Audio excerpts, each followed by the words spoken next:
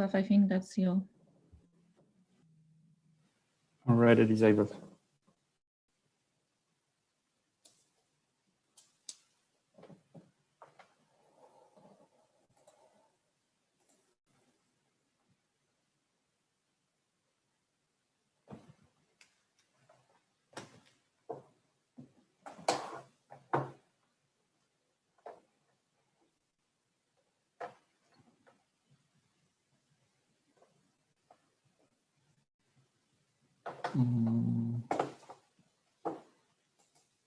One second.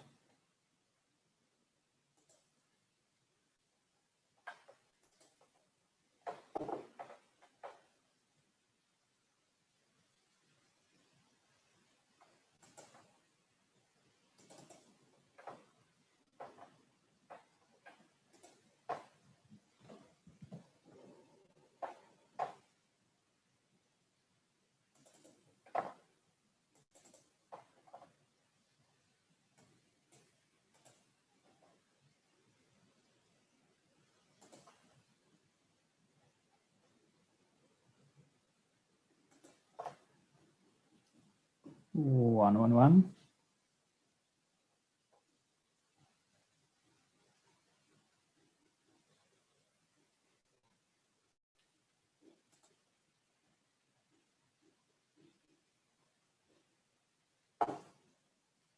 Can we start? Yes. Excellent. Ladies and gentlemen, good afternoon. It's our great pleasure on behalf of the ITU to welcome you all at the ITU Regional Innovation Forum for Europe. This forum is held within the framework of the ITU Regional Innovation Initiative for Europe, focusing on the ICT-centric innovation ecosystem, and is held under the Global Innovation Forum, which we are holding this year for the first time to take a look at the regional trends, in the same time keeping an eye on this, what is happening at the global level, and making sure that with all efforts we are contributing to the achievement of the global sustainable development goals. Today, we are gathered because of the one reason. We want to strengthen the capabilities of the countries and capabilities of different stakeholders in supporting the establishment of the ICT-centric innovation ecosystem. This is something what we agreed, at least at the European level, as a top priority for our region, which should benefit not only from the ICTs per se, but also should build the capacities and to contribute to the ICT sector as the innovator, as the source of the innovation. And this is something what has been brought to the agenda of ITU already several years back through the ITU Regional Initiative on the innovation, and was scaled up at the global level to the moment when we got one of the strategic goals of the ITU defined as the innovation, expecting all countries to make sure that by the 2023 they have the proper national strategies and policies fostering ICT-centric innovation ecosystems. Today, we are in front of the great program, which consists of the three building blocks. First, we want to take a look at the regional context and at the regional trends, what we are experiencing and which partners are strongly supporting this process of strengthening the innovation capabilities of the region. In the second session, we'll take a look more at the country experiences of those who are performing well, or if we can say so, even which are the best in this field. While in the third session, we'll take a look at the different examples of the innovations coming from the Europe region. Dear ladies and gentlemen, but before this, it's my great pleasure and honor to invite to deliver the special address His Excellency Kyriakos Kokkinos. Many of you have been wondering why Cyprus is supporting this event. And the answer is very clear. Cyprus is doing significant progress in the field of the building ICT-centric innovation ecosystem. And Cyprus was the country which offered the hosting of this event in the face-to-face format. Unfortunately, the reality is such that we have to go online, but the commitment, strong commitment of the government of Cyprus remained. And we would like to thank on behalf of the ITU for this commitment and keeping it to the end.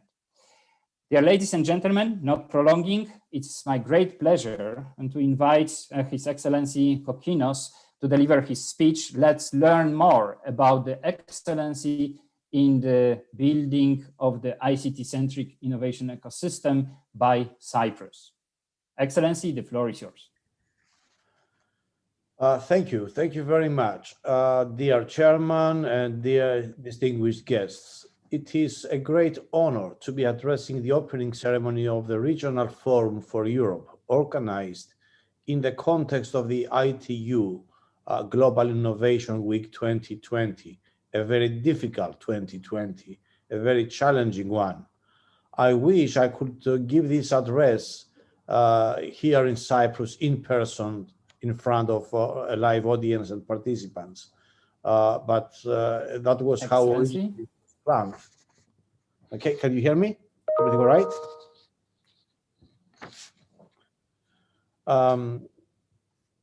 But unfortunately, COVID is forcing us to meet virtually. During an immersive 5 days program, a series of interactive panels and insightful discussions, policymakers, industry, academia, entrepreneurs, and other key stakeholders of a competitive ICT-centric innovation ecosystem are experiencing a learning journey focused on understanding, modifying, or developing, can you hear me? Or developing new practices that fuel digital transformation in their communities in the age of COVID-19. Today's agenda adds a regional dimension to the effort of magnifying the impact of digital innovation, providing valuable insight on how to create an enabling environment and a sustainable innovation ecosystem that accelerates the digital transition at European level. There is a new world being shaped in the aftermath of COVID-19 and valuable lessons to be learned from this experience. Trends already underway in the global setting, such as the shift towards knowledge-based economies, socio-demographic changes, and political and economic uncertainty have been amplified by the impact of the pandemic. Technology has been part of every single measure during the crisis, allowing governments to maintain an orderly functioning of public services and monitor, anticipate, and influence the spread of the virus. The world adapted quickly to new ways of working, learning, interacting, and engaging with our citizens, our workforce, and our communities. Access to digital infrastructure and connectivity have never been more important. It has become evident that virtually every facet of modern life in business, culture, entertainment, at work and at home depends on information and communication technologies. In this respect, I would like to extend a warm thanks to the ITU, not just for the initiative of organizing this forum aimed at empowering participants with the methodology, frameworks, tools, and context-relevant case studies to accelerate digital transformation in their communities through innovation and entrepreneurship, but most importantly, for its overall contribution in fostering collaboration and cooperation among the states of the world to promote the development of telecom networks and access to telecommunication services. As global developments and technological evolutions continue to take place, accelerate and evolve, international collaboration and solidarity is an investment in our shared future. Dear guests, in a fragile world defined by both transformational challenges and opportunities, the competitiveness of any economy is deeply rooted into its readiness and ability to compete and excel in the new norm. Leveraging digital technologies and optimizing our nations and organizations' innovation capacity and bandwidth is vital for achieving a recovery that leads to greener, more inclusive, sustainable economies and stronger and more resilient societies. A strong innovation ecosystem depends largely on the quality of its actors, the quality of its institutions, as well as the quality of links with other communities. It is our job, therefore, to introduce those exact national policies and strategies that will lead to bridging the growing digital innovation gap amongst countries and create digitally mature societies. Only about 1 out of 5 companies across Europe, according to recent studies, are highly digitalized. Similarly, around 60% of large industries and more than 90% of small medium enterprises lag behind in digital innovation. The digital revolution brings exciting opportunities, but many companies still find it difficult to know in which technologies to invest and how to secure financing for their digital transformation. There is a variety of organizational forms that can support digital innovation and cross-border collaboration and help ensure that every company, small or large, high-tech or not, can take advantage of digital opportunities such as technology parks, business incubators, technology transfer offices, accelerators, competence centers, and more recently, the digital innovation hubs. For Europe to remain competitive, all economic sectors must be able to reap the benefits of digital transformation. Digital Europe, the first ever funding initiative investing 9.2 billion to align with increasing digital challenges included in the next long-term EU budget, the 2021 until 2027, dedicates 1.2 billion to ensure the wide use of digital technologies across the economy and society. Its purpose is to provide support to high-impact deployments in areas of public interest such as health and smart communities, to European public administrations and industry to deploy and access state-of-the-art digital technologies while enabling the creation and strengthening of network of European digital innovation. As a member state, Cyprus is designing its own ICT-centric innovation policies, strategies, and programs aimed at infusing a culture of entrepreneurship and innovation across the whole spectrum of society and enterprises. Speeding up digital transformation and optimizing excellence in government, advancing digital skills, while launching tailor-made incentives and financial instruments for cross-sectoral investments into research and innovation, we aim to develop a future-proof, digitally fit, knowledge-based economy and further strengthen Cyprus' position as a dynamic business hub in the Eastern Mediterranean region. Facilitating high-speed connectivity and broadband penetration and the deployment of 5G network is key in our efforts in today's interconnected world.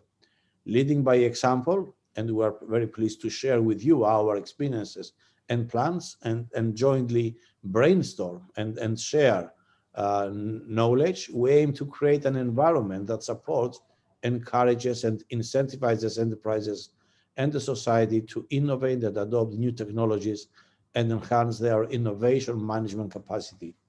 Ladies and gentlemen, promoting synergies, interconnecting and strengthening our innovation ecosystems through the exchange of best practices, resources, and skills will practically benefit all parties, for it will support economic recovery and pave the way for sustainable development. International initiatives such as this forum and cooperation in the context of international organizations such as the ITU can be truly valuable in crafting a coordinated, targeted, and efficient response to the numerous challenges lying ahead, both in terms of reinforcing our society's resilience against COVID, as well as facilitating a sustainable digital and green future. I wish to thank you all for joining us and wish you a wealth of productive and insightful experiences, and allow me to renew my invitation for another event next year without COVID in our obstacles and agenda. Thank you very much. And again, thank you for inviting me to this.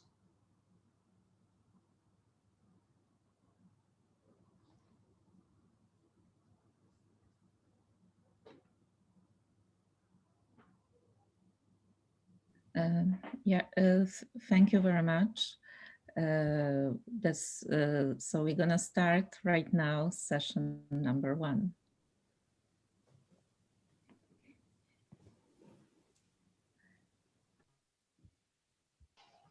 Can you hear me? Thank you very much.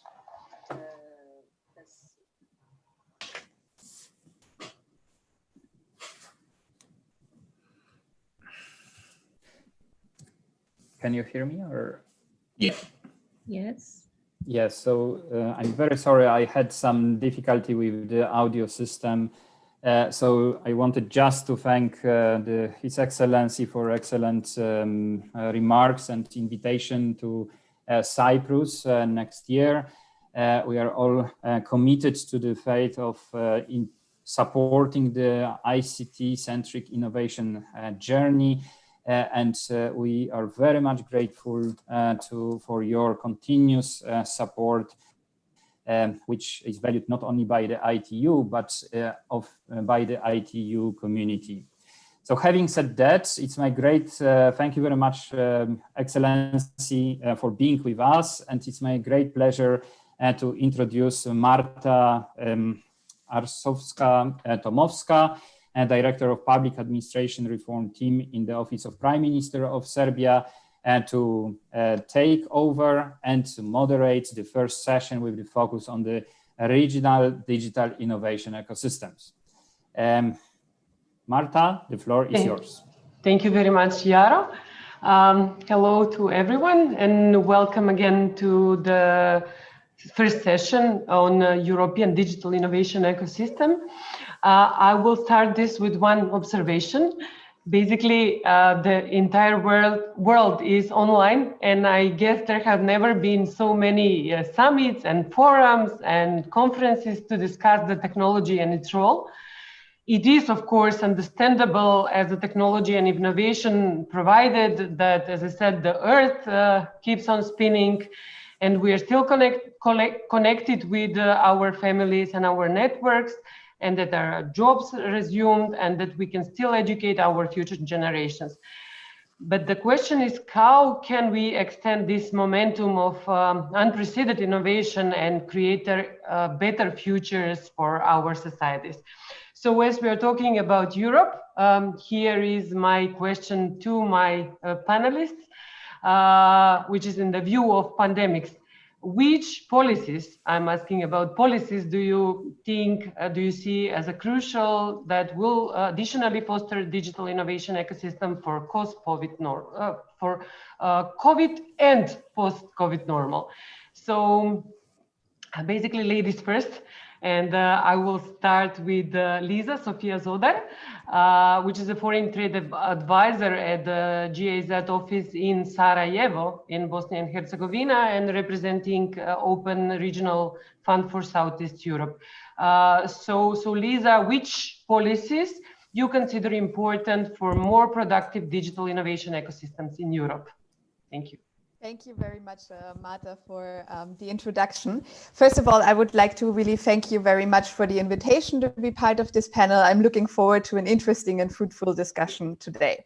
So in order to talk about policies which foster ecosystems, I think we first have to take a look at what an ecosystem is and what makes ecosystems successful, and for fostering innovative entrepreneurship.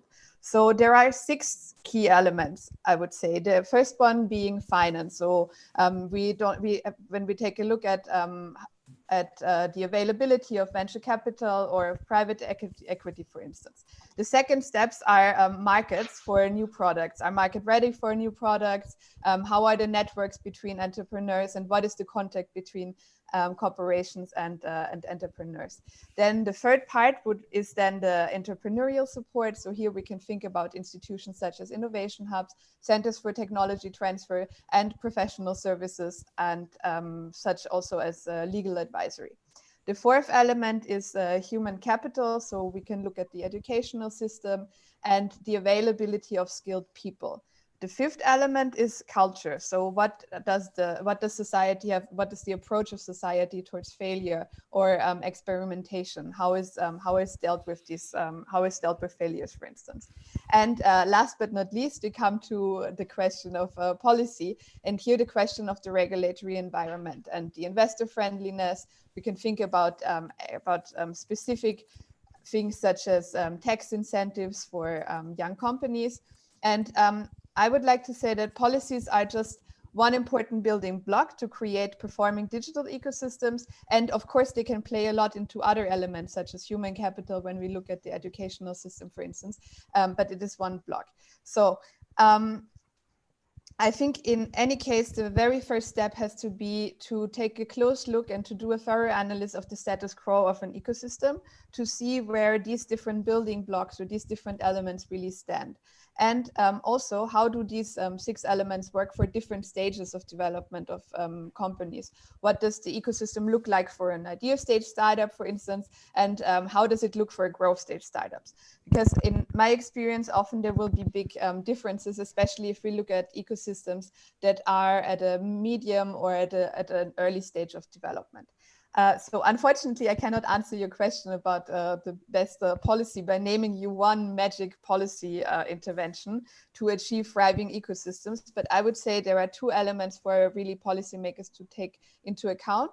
So the first one is to really follow the rapid developments of technology and industry trends, and to really follow them, because we've seen that quite often technology is much faster than what policymakers can do.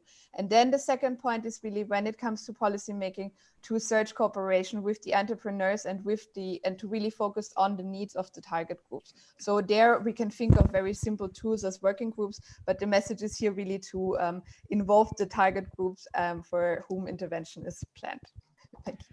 Thank you very much. Thank you very much, Lisa. I will ask next Thomas Hahn, who is the president of the Big Data Value Association, and at the same time, he is the chief software expert for Siemens.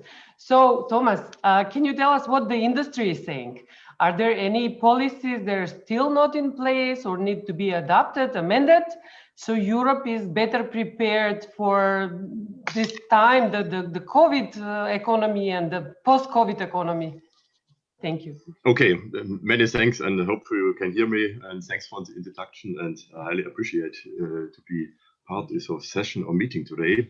And as you said, you know, I have, let's say, two hats on my body, so to say. One is the industry hat, being a chief expert software inside Siemens, where, of course, when you're asking me, and I think Lisa have phrased this perfectly upfront, where you are speaking about speed, agile, also especially in this digitalization age, innovation-friendly policies and so on. This is always which we have also, let's say, in mind, which we can do. And of course, when you're speaking me, and this is, let's say, the second part of the question is about this is COVID situation, and let's say what we should do, where we have to focus is what are recommendations. You know, this is of course the resilience to maybe have a faster digital supported production, you know, coming from manufacturing industry, or and the minister mentioned this before, with 5G, with artificial intelligence, which we have really to push forward, because at the end, you know, we are now all connected. I think nobody from us has imagined that this is working 1 year ago in the way, but we still have some kind of topics. But now it's connectivity, data, getting value out of the data, AI, and last but not least, and this was also mentioned partially in the or before, empowerment of people, but also scale up. Because, you know, coming from a big company, and you have also heard the numbers from the minister, how the digitalization is increasing is different. But you know, a major backbone of our economy is also small and medium-sized enterprises, which is let's say all startups and so on. We have to look how we scale it up. So in general, when you're speaking about policies, really speed, fast, efficient, impact, innovation friendly. And I want now to touch, let's say, my second hat. Not sure if you can show the slide. I think it will be shared centrally. I have prepared, and now I'm coming over to the topic regarding what we are doing with the Big Data Value Association, because you mentioned this also as a president for the association. And again, many thanks, because Lisa has phrased before what are the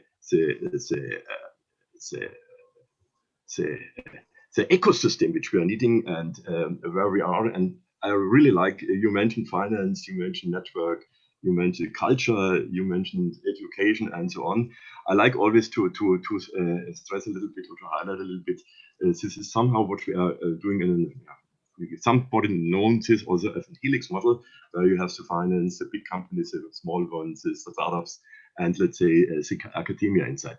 And when we are bringing this together in an ecosystem, then you can create something. And that's the reason why I'm just showing the slide, and many thanks giving me this opportunity, because we have here regarding data, to get value out of data across different countries. You see this is a blue, dark or light blue one, where we have really a network from the different stakeholders, what was the word for the minister is using, brought together industry, academia, small, big ones, startups, to foster topics. And to be honest, when you ask me what is needed, it's really, we have to look how we can really enhance, let's say, the European data and AI innovation ecosystem, to bring the different stakeholders, like mentioned before, together and to do it. And only to give a feeling, because it's somehow related also to our actual situation, I give you some example where we have in some days we set it up for the public, and these are two web shots or screenshots from the web, where we provided some challenges, some solutions, at least to help something to overcome this situation. So, and meaning, and here you're coming back, because we spoke a little bit about ecosystem, and this was before very centric on data topics and to get value out of data. We set up a bigger framework together with colleagues.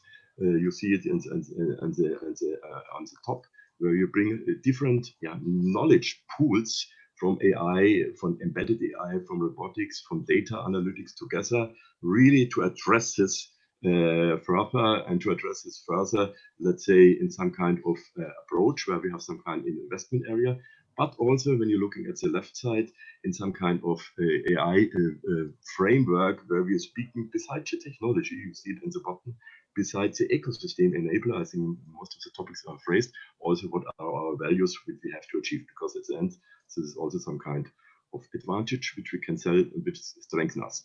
So that's in a nutshell, a little bit more extended the question to your answer, and many thanks. Thank you very much, Thomas. So it is the BDVA perspective on the ecosystem. So I would like to ask the same question to Levente Juhas, who is representing one of the biggest tech companies, namely Google. And he is a public policy and government relations manager for Central and Eastern Europe. So Levente, from your perspective, are there any policies that Europe has to adopt so we are better prepared for the future life, for our future lives? Thank you. Thank you very much for the question, Marta, and thank you very much for the organizers on behalf of Google for inviting us. It is a pleasure to be here with you today. I also, of course, wish that the circumstances, would be different, and of course, our thoughts are with everyone who are coping with the health and economic challenges of COVID. Let me answer your question by a little bit from a wider perspective. I think, speaking of the next or post-COVID normal, we need to, of course, first recognize it for the incredible hardship for businesses, societies, and individuals everywhere. But I think it has also shown that online can be a lifeline during lockdown.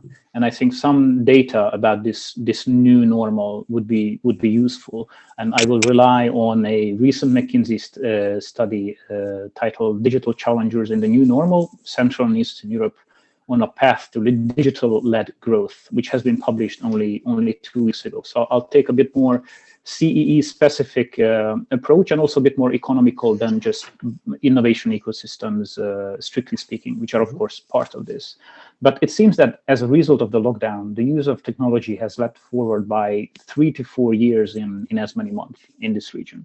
There are 12 million new users of online services in Central Eastern Europe, by the way, which is understood as the 10 EU member states from the Baltics to Bulgaria. And that is a 25% growth compared to where we were at the beginning of the pandemic. And most of these users intend to continue to use these digital services, and actually are more middle-aged or older. And Google's own usage data shows very much the same from a global perspective. We have seen a 60% increase in internet usage. We have seen on Google search, interest in online shopping or searching for how to shop online by 2 times worldwide. And Google Meets, our video conferencing platform's daily peak usage has also grown by 30 times. We've also seen governments around the world to embrace digital as a better way to serve their citizens, address these increased demands of governments to be able to, of citizens to access fundamental services online, or to improve the delivery of those services. And I think this shows 2 things at the very least. First, that digital is an opportunity to build resilience into the economy, digital and innovation, and how to future-proof our economies. Second, that digital tools and an innovative approach to developing these is one of the many ways that can be taken by governments, the private sector, and also the non-profit sector to address the health and economic challenges of COVID. And against this backdrop, answering your question, I think we can highlight 2 aspects in the short run. One is e-commerce. I think that stands out, as well as digital e-government. Both are key. First is to help the SME sector under great strain, and the second to help citizens to be able to access important services, continue to go on with their lives. And innovation can underpin both, especially in the latter. We have seen many COVID hackathons take place in countries of this region. The Estonian government has in particular worked with a number of startups in the country to add more public services online, including an e-verification by notaries or an automatic online sick leave process for employees. Another example that I brought from Lithuania, the Lithuanian government who launched a no quarantine on the internet program to help Lithuanian SMEs to be more successful on the internet. And it has gathered more than 1,100 web shops under a single domain for, again, users to access. But of course, the question also arises in the longer perspective. How can we make sure that we develop digital in the right direction, in the next normal, so beyond managing or muddling through the current COVID normal? And I think digital skills are very important, and policies ensuring digital skills. We've recognized the importance of helping as many people as possible acquiring digital skills, and we started a program called Grow with Google in 2015. We have trained more than 1 million citizens in digital skills, and we have pledged to train 1 million more by the end of 2021. And we run these programs always in partnerships with government, ministries, trade associations. So I think public-private partnerships are very important here. And I would also like to just briefly touch on other important points to make sure that this digital transformation, accelerated digital transformation, works well. Data security and privacy. I think transparency and awareness and trust in new technologies such as AI, referenced by also the minister. And the 4th principle I would suggest is sustainability and green growth, and making sure that these can be enabled throughout the economy. So I think it is policies in these 2 specific fields and in these more general fields that we need to get right to maximize the ability of innovation and digital tools to lead us towards an economic recovery that both works for everyone, so it is inclusive, and it is also sustainable. Sorry for running a little bit over time. Okay. Thank you very much. It was really interesting to hear the perspective of Google on what is going on now with the digital transformation of the world and why are digital skills required so much. So I would go to Fabio Panesi now. He is the head of external collaboration at the European Institute of Technology Digital. And Fabio, the EIT slogan is for a strong digital Europe. So what policies are needed to make Europe even stronger in the COVID and post-COVID economies? Thank you. Thanks a lot, Marta, and thanks a lot for inviting me to participate in this very interesting session and conference. I will start by pointing at the fact that the COVID has imperiled one of the pillars of the European Union, which is the digital single market. Okay, and the fragmentation is not destined to diminish in the next few months. It has already very much increased with respect to the past. The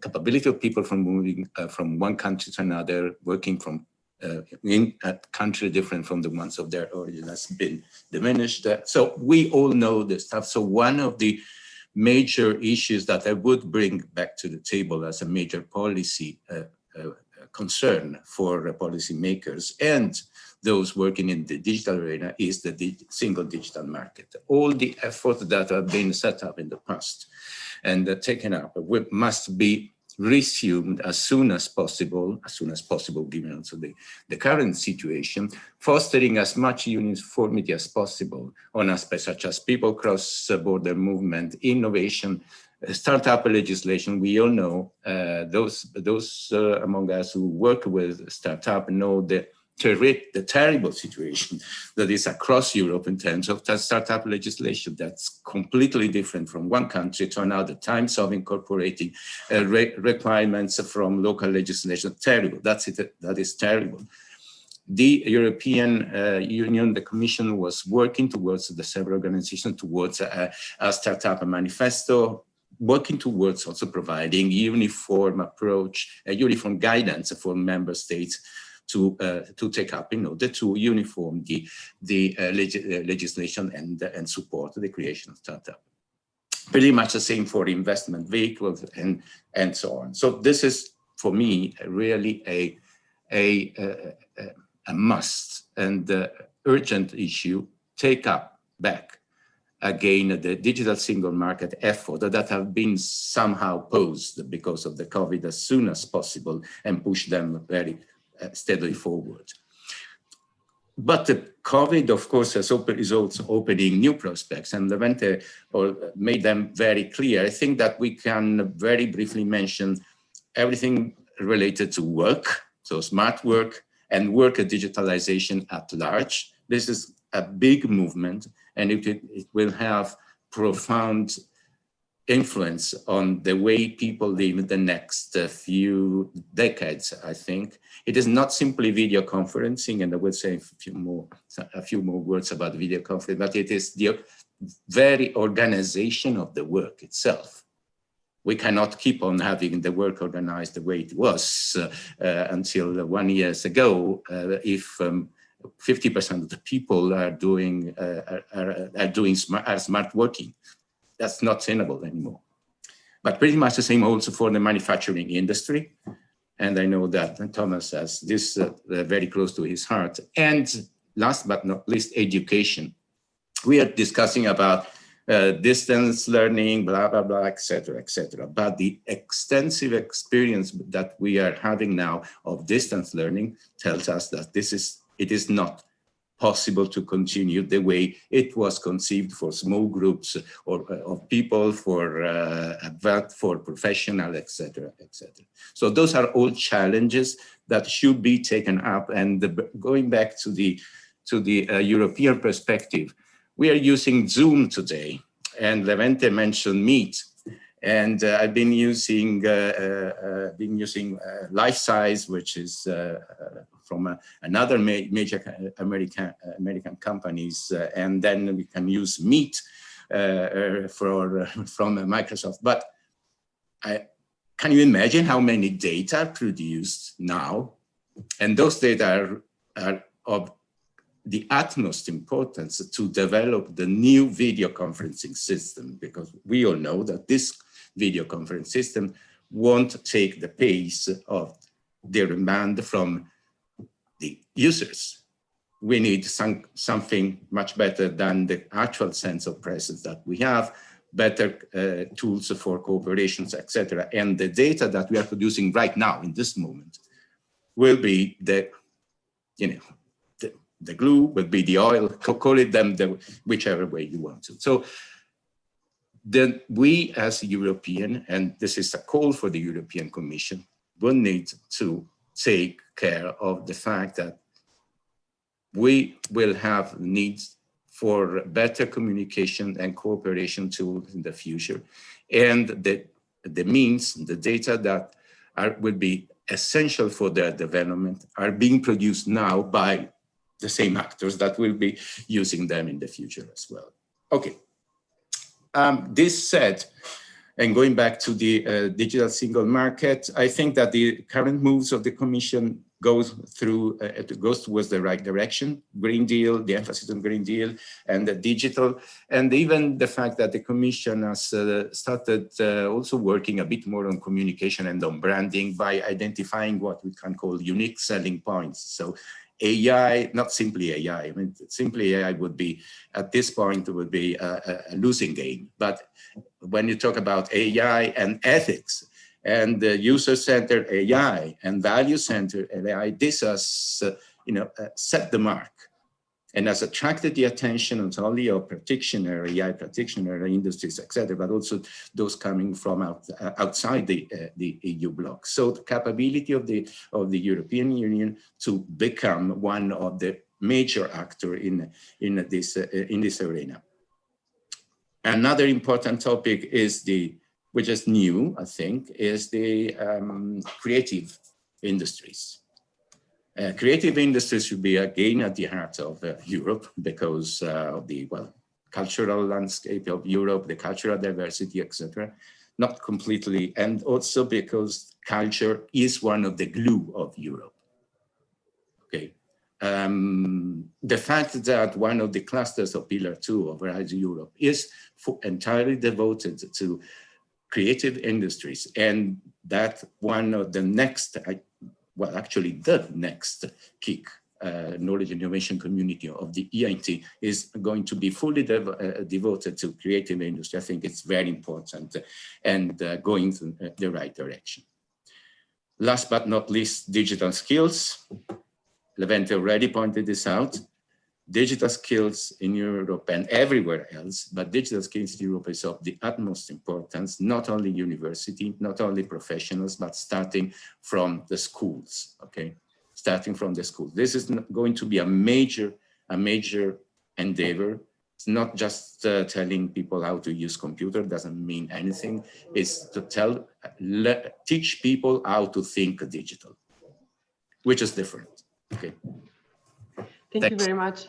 Thank you very much, Fabio. So we've heard so far from you, from Levente, from Lisa, and from Thomas that the policymakers need to consider the digital single market, startup policies and legislation unification, smart work, education, of course, everybody said digital skills, data security, sustainability and green growth, big data, AI ethics. So far, we have several candidates in terms of policies that needs to be revised or strengthened so Europe can be even better on the digital innovation ecosystems. But then now I'll go to Chris Ruff, who is the Director of the Political Outreach and Communication at Digital Europe.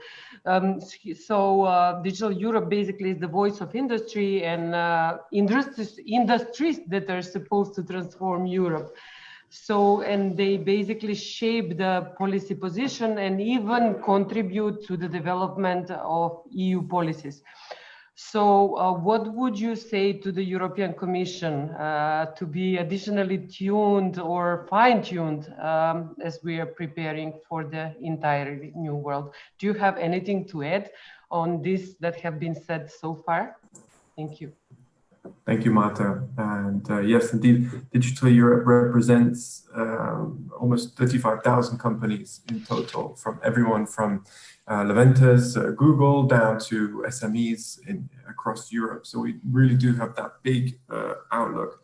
Now, you've already listed almost everything I was going to say that everyone else has said, but maybe I'll pick up on a couple of things that I think we should explore in more detail. And that is, I think Levente mentioned the increased demand on our infrastructure as being huge. But it was also, what it's also done is it exposed some of the gaps in our connectivity and our infrastructure and in our skills, for example. And this is something that President von der Leyen said in her State of the Union speech. 40% of people in rural areas do not have access to fast broadband. This is a big issue that I don't think has been mentioned yet today. Connectivity. And if we're looking at making sure that everyone can take advantage of this, and I'm talking about citizens working from home, setting up businesses in rural areas, their kids having an education online, connectivity is basically one of the ground rules that allows everything else to function on top of that. So in June, we set out 5 key areas that we thought were important for the COVID recovery. Connectivity is one, digital transformation of industry and related to the Green Deal is another, digitizing SMEs is one more, skills, of course, and digital healthcare as well, obviously, which jumped to the front of the queue in the COVID crisis. So, and if we look back to our manifesto in 2019, before all of this COVID stuff, you could see many of those things were there already. But what has changed with COVID is there's a sense of urgency now and a huge political momentum. So if I'm speaking to the European policymakers, the first thing I do is say, well done, because I don't know if you've seen, but in the post-COVID recovery plan, 750 billion which will be allocated to the different EU member states. The Commission, and this has been backed by the leaders of countries, have said 20% of that needs to go to digital investment, which is a huge statement of the importance of this thing. So that's around 135 billion that has to be spent in the next 3 years. So there's an urgency there, which wasn't there before. And the ambition has changed as well, because we, in our manifesto in 2019, we set key performance indicators for Europe. If you, by 2025, if you reach this, then you will consider yourself to be a successful, a stronger digital Europe. Now we're looking at some of those figures now, and we think, well, actually, they're not big enough. We weren't ambitious enough with our targets. And to take one example is of the amount of SMEs that are using big data. So this is something that larger companies are using much more of, and is something that increases their competitiveness and innovation. Data, of course, is absolutely essential for the development of artificial intelligence tools, etc. So only 12% of smaller companies are using big data at the moment. Initially, we said back 2 years ago that should be 30%, but now with COVID glasses on, we say this should be much higher. This should be more like 50% of small businesses should be using big data in some way or another. And I maybe just pick up on one example which unites a few of these different things. And that's one of the members of our Danish National Trade Association. So it's a scale-up, they're artificial intelligence in the health sphere. And what they do is they have an incredible product which can, it can identify over the phone when you call up an ambulance whether or not you're about to have a cardiac arrest. Okay, so it can almost send the ambulance before you yourself know that you're about to have a heart attack.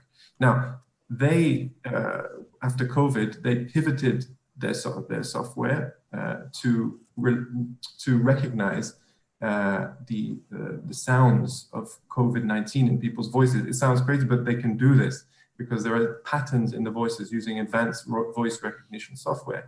But that new product that they launched was on the market in the US before it was on market in the EU.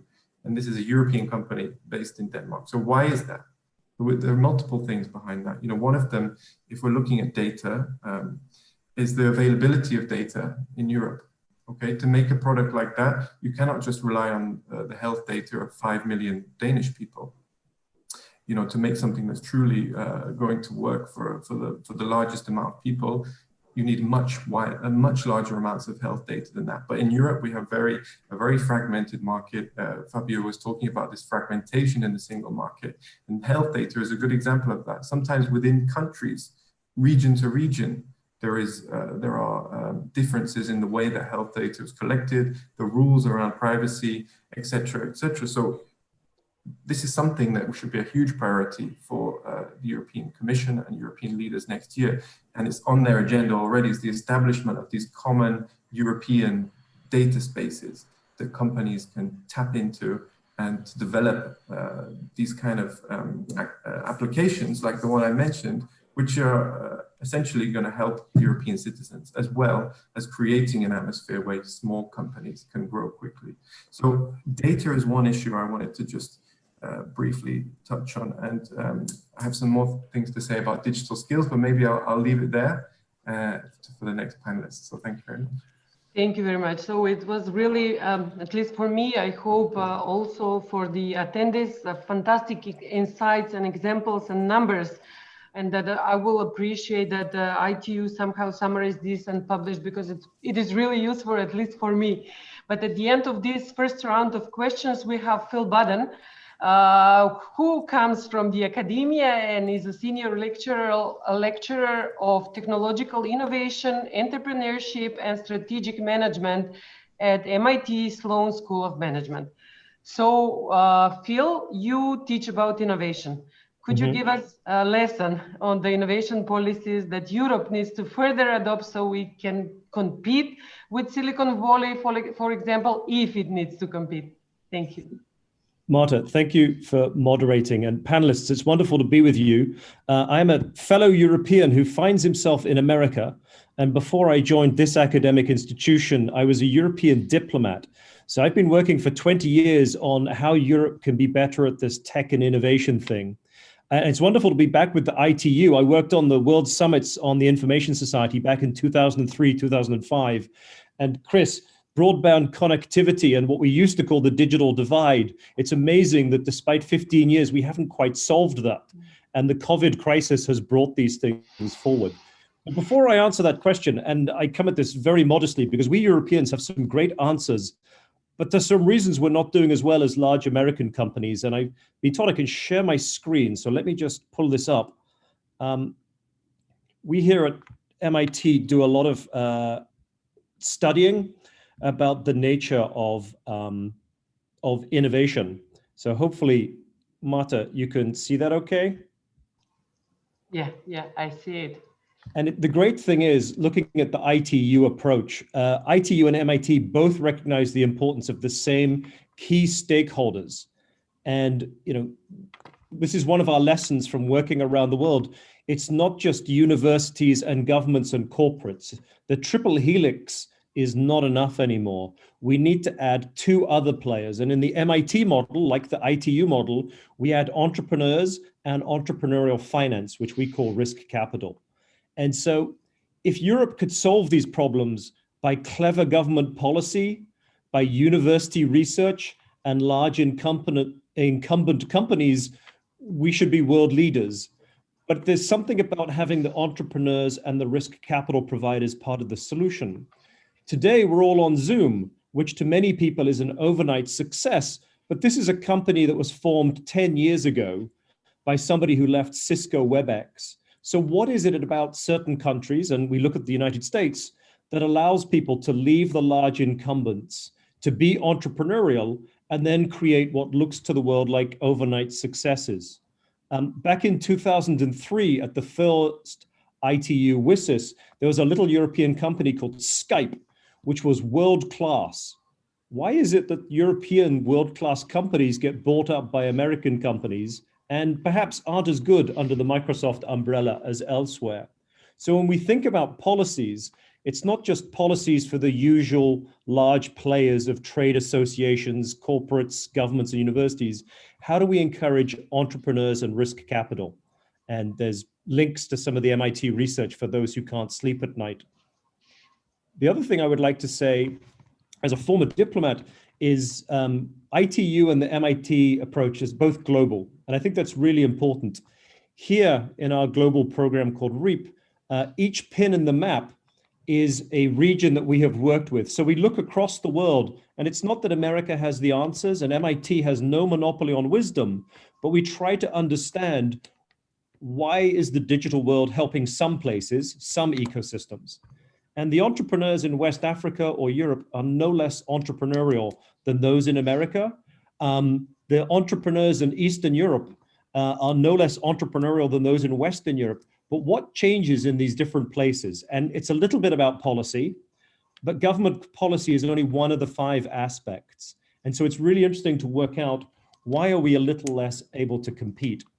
So to Marta, your question about Silicon Valley, we may have had Peak Valley. San Francisco is now way more important than Silicon Valley 50 miles away.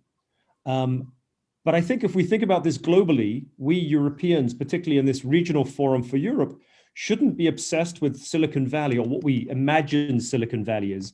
We have all the ingredients in Europe to be successful, but for some reason, our recipe combination is not as successful. And given that the ITU is global, we should worry less about Silicon Valley entrepreneurs and more about Shenzhen entrepreneurs. We should worry less about how we're doing within the European continent and realize that there's many other countries, partly through COVID, that have learned the lessons about how to digitize and will do so much more quickly and much more entrepreneurially than we Europeans can do. And so I'm delighted to be on this panel because as a European, I'm anxious. 10 years ago, the last recession, we did not put in place the policies to help us come out of that recession. Zoom was founded in America in the last recession, as was Moderna here in Boston, which is about to produce a COVID vaccine. What do we need to do in Europe to make sure that our startups and our entrepreneurs are the ones who are now creating companies, particularly supported by the ICTs and innovation, such that in 10 years' time, in 2030, we have European global champions and our data is not just being hoovered up by American or Chinese large companies involved with ad tech or search or social media, but actually European data is being used for the benefit of Europeans. Thank you, Marta. Thank you very much, Phil. So there should be something more than policies themselves. So recently I came across a sentence that basically says it all. So it reads something like, we are never going to get a more prosperous and healthier world if we don't bring together the healthcare, food, agriculture, science, and technology ecosystems and drive cross-sector collaboration and innovation. So it is very simple. It is collaboration across ecosystems, industries, sectors, actors, nations, if you will. So United Nations and the ITU are the best platform for collaboration. So we are starting with the second round of questions. We have 18 minutes altogether. So I would like to ask you to be very short and precise with the answers of this question. We'll start the second round of questions with Fabio. Fabio, you already collaborate with a broad ecosystem of stakeholders. Which is the one example of partnership or collaboration that you find particularly successful? Thank you.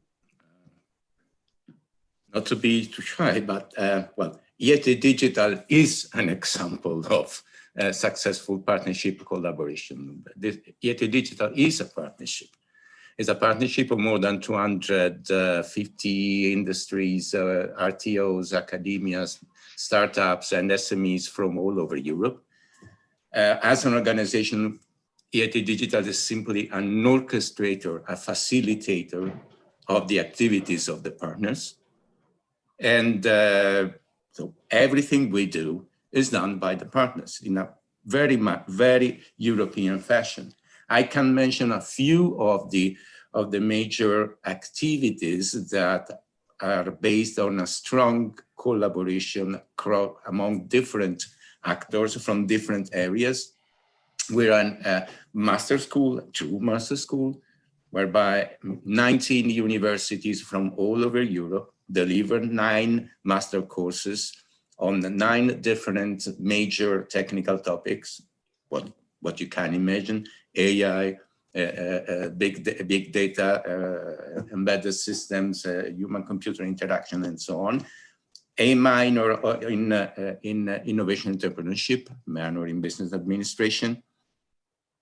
And this has been successfully run for years. We have now several thousand graduates from those 9 courses all across Europe.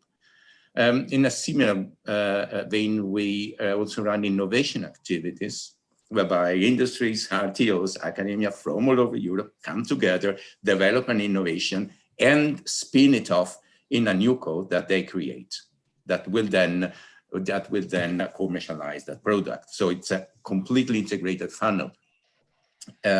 Existing research results, we are not, unfortunately, about research, but existing great research results, which are packaged into relevant services and products, and then funneled to the market by a startup that is created within the innovation activities.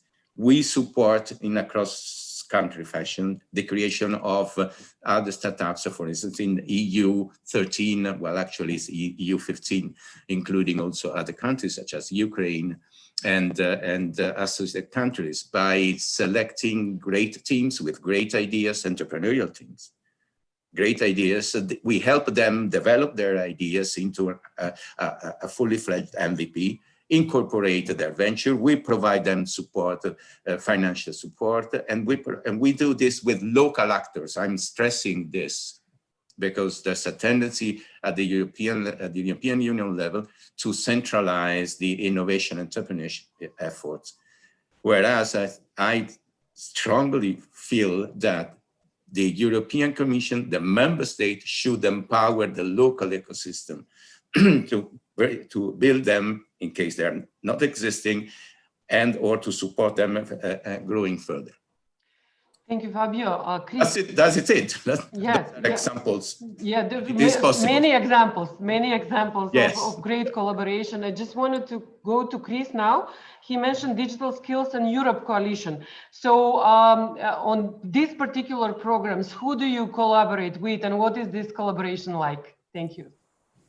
So this is another example of one of those things that existed before, a pre-COVID structure, the Digital Skills and Jobs Coalition.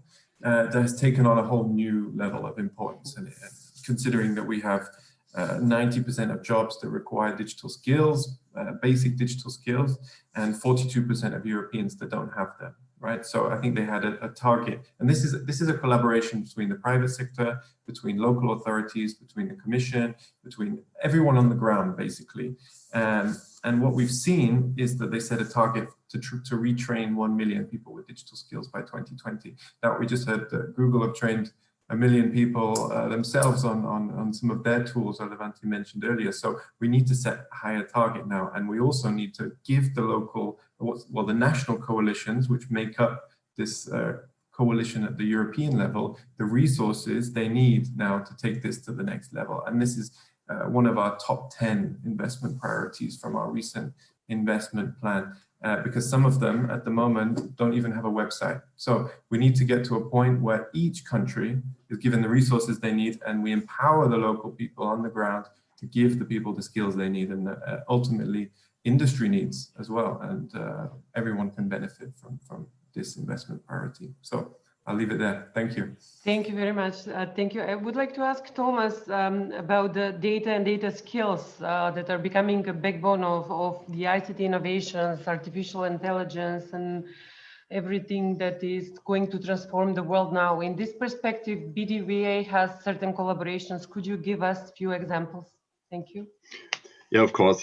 Thanks a lot. And I make it brief. Let's say when you're speaking about big data value, a public-private partnership running for several years, there are a lot of cooperation because we cannot do it alone. So we have cooperation with security PPPs, with industry associations, with training centers, and so on. Because my feeling is you can only address this, let's say, together in a holistic way. Technology and also what is needed. You mentioned the training aspect.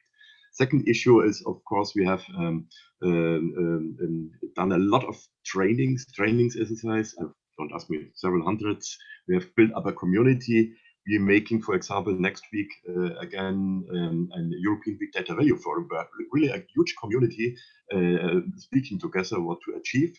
And to be honest, and I think Levente mentions this with the digitalization, we have now, don't ask me, more than 2,000 members participating in this conference. Before it was less than 1,000 because then you have to travel, also some kind of innovation. But let's look what we have to achieve in the future. Let's put it vice versa. The rest what we have achieved you can read, but more important what topic is. And Chris mentioned, I think this 12% usage of topic scaling up. That's for me really one topic which I see in this AI data scheme important. Data usage. Chris mentions the exchange of healthcare data different in regions is a topic which we have to look from the aspect of the regulation, but also when you are in the B2B industry, you have to transfer the data from sector to sector. So we're speaking about standardization of data, how to exchange this, how you can use data, don't ask me, weather data in an energy plant and optimize your production of energy. Next topic is, like also, and we are on the way to create an AI data and robotics partnership or embedded AI partnership in the European Union. This is the next Horizon Europe program will be a partnership. And here we have also stressed a lot. Some member states have spoken about acceptance of AI. Fabio mentioned this as ethics. I think Levente mentions as trust. So this is also one topic we have to look at it. And last but not least, and that's the reason why I like also, and it's my conclusion, we have to do it together. And we are really looking forward to this mentioned 5 helix model, where you besides academia, the industry, different size of industry, startups, also the finance we have to include. And when we address this, I think we will succeed. Thanks, and be successful. Thanks. Thank you very much, Thomas. Lisa, can you tell us more about the exciting work that the GIZ is doing in the Western Balkans to support national ICT ecosystems? Thank you very much, Marta, for giving me the opportunity to present our work, but also thanks to you and also to the organizers that we are able to bring in experiences from really this Western Balkan region. So GIZ is a service provider for international development, and we operate in 120 countries.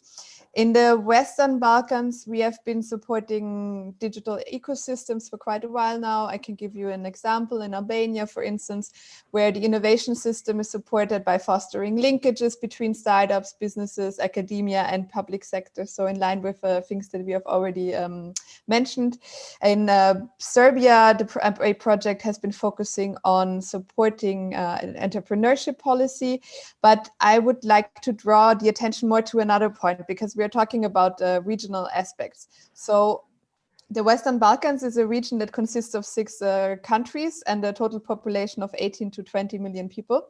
So we can see we have quite a small and fragmented market, even more so, if I can say, than in the European Union, which has been mentioned by some of the other panelists before. And so our approach was to really look at the region as a whole and to really support the linkages between the economies. And in general, when we look at startup ecosystems, they are at an early to medium stage of development when we look at key metrics of VC funding or investor friendliness. And so our approach has been really in the last couple of years to focus on in the last 3 years, to focus on the human capacities and to strengthen support organizations. So just to be very short, we developed and implemented for this a startup academy, a regional acceleration program with different modules for startups from the region, and including mentoring. And this has created sort of an alumni group of startups that still up to date are supporting each other when it comes to topics of investments and etc. We have also introduced a mobility scheme to allow to allow startups and startup founders, but also ecosystem players to visit conferences, trainings within the region to really foster this exchange. And also we have been working with startup support organizations on their capacity building trainings, and also to really focus them more about the region. And this all has led to the ecosystem players perceiving themselves really as being part of one region rather than just one country, which I think is a really crucial element here. And what we have seen great achievements so far with this project, but we are now also focusing on 2 new topics. So e-commerce also, which has been mentioned in the whole COVID pandemic times, and the benefits that rely on e-commerce, and also to continue supporting the startup ecosystem professionalization in the Western Balkans.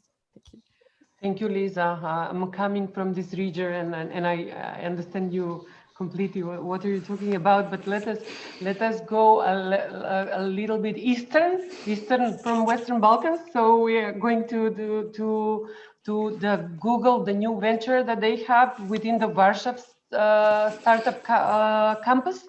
And I would like to ask Levente to tell us more about the collaboration that Google has with startups, entrepreneurs, and even governments. Please, Levente. Thank you very much, Marta. Yes, I'm very happy to speak about Central Eastern Europe again, which I seem to represent a little bit in this group besides representing Google. So I'm happy to bring in that perspective.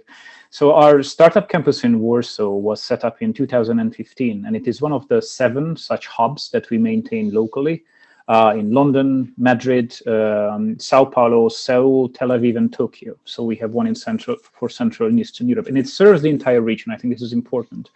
One of the flagship programs, for example, of campus is a 6 months residency program for about 6 startups every semester, and we had Hungarian, Romanian startups participating there as well. We're also very happy to announce that in our latest European accelerator, there are 9 teams selected altogether, 6 of which were from Central and Eastern Europe.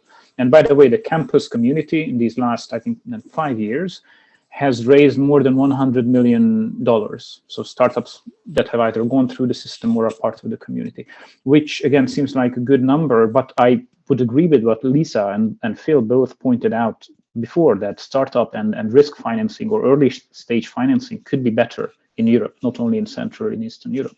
But I want to talk a bit more about this tech talent in this region, and partly answer the question that Phil asked hypothetically. Why are we a bit less able to compete? By just highlighting one angle, I did note that your map did not have a hub in Central Eastern Europe, but you highlighted it yourself. But anyway, so according to a 2018 PricewaterhouseCoopers study, there were 30,000 startups in Central and Eastern Europe. Pretty good number. In a similar study into the potential of the digital economy, McKinsey has found that McKinsey has referred to this region as the digital challengers of Europe, a region of strong digital fundamentals that have a great potential for growth. And indeed, between 2016 and 2012 and 16, the digital economy of this region grew by about more than 6% per annum, twice as fast as the larger EU member states, so France, Spain, etc. Also, the STEM talent tool, so science, education, graduates, 240,000 each year, more than the entirety of Northern Europe, which is often considered as the as the hallmark of digital. But McKinsey has also found that this technology talent does not translate into as many startups and new companies as it could. The per capita number of startups in this region is 80% lower than in Northern Europe and in, I think, Ireland and the UK. So what is missing, partly answering your question, for this talent and opportunity, both personal and economic, to come out is that we need to be a bit more entrepreneurial. I mean, speaking as we, because I'm a Hungarian. We need to be more risk-taking, etc. And there's nothing that prevents a Slovak or Hungarian or Polish entrepreneur to capture global markets. We have examples for that. I mean, there is CD Projekt Red. I don't know if you heard about the Polish game development company, now a unicorn. It has developed a video game series, The Witcher, that now you can see on Netflix. Or there are cybersecurity leaders, Avast and ESET from the Czech Republic and Slovakia, admittedly not startups anymore, but they have been at one point.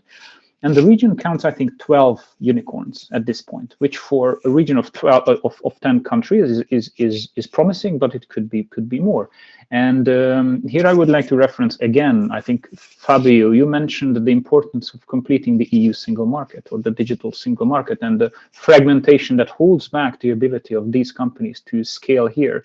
It appears to be more often the case that if you have a good startup, and you have traction, then you go to the US market, you do the flip, right? Why don't you do that here? I think that's one aspect that maybe we can hash out.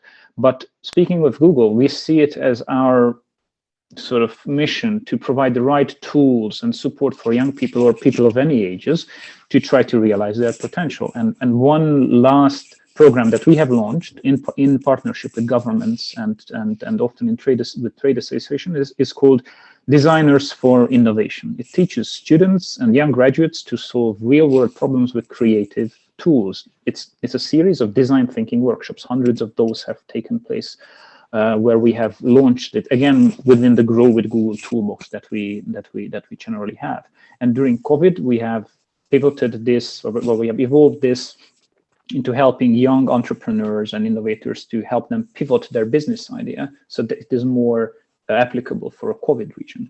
And this is where partnerships comes in. And this is where partnerships are key, because these help us focus where the impact of these trainings can be the best. Our digital skills trainings are a larger toolbox, and we can tailor those to the individual needs of the countries. We're very fortunate to have a number of partnerships locally. In Poland, we work with the Ministry of Development and in particular with the Polish Development Fund. They are active partners of these Designers for Innovation workshops.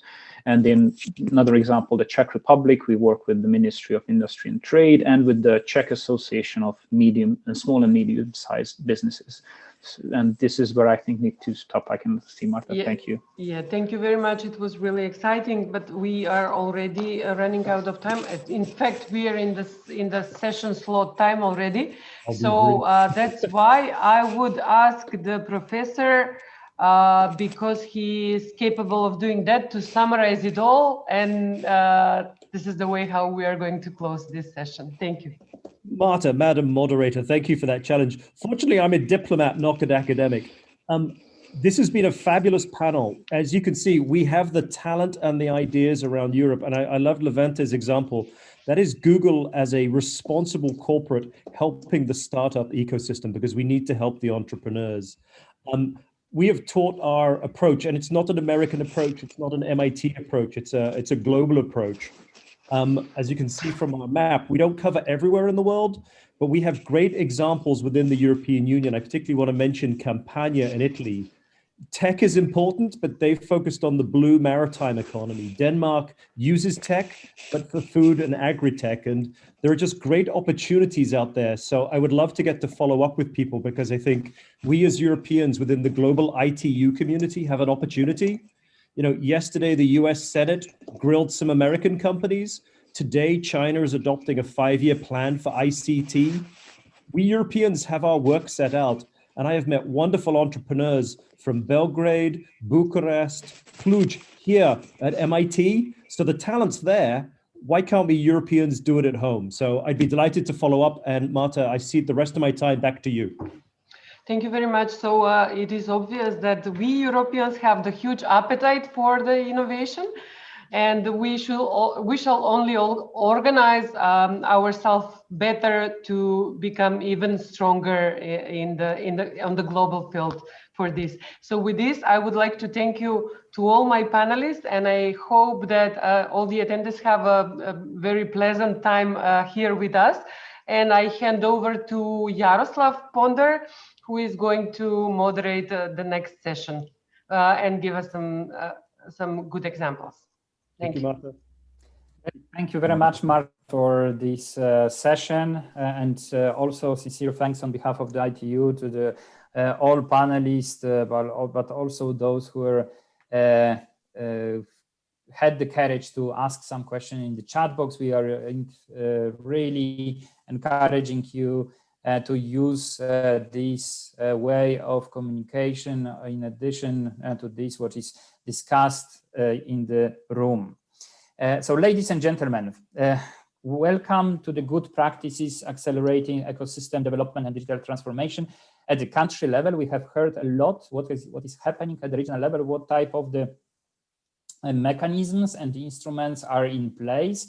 But by the end of the day, we are always coming to the ground level. And so where we have to understand how to drive innovation at the national level, how to trigger the spirit of fostering the ICT-centric innovation and transforming just the consumers of digital goods and services into the producers and contributors to the digital ecosystem.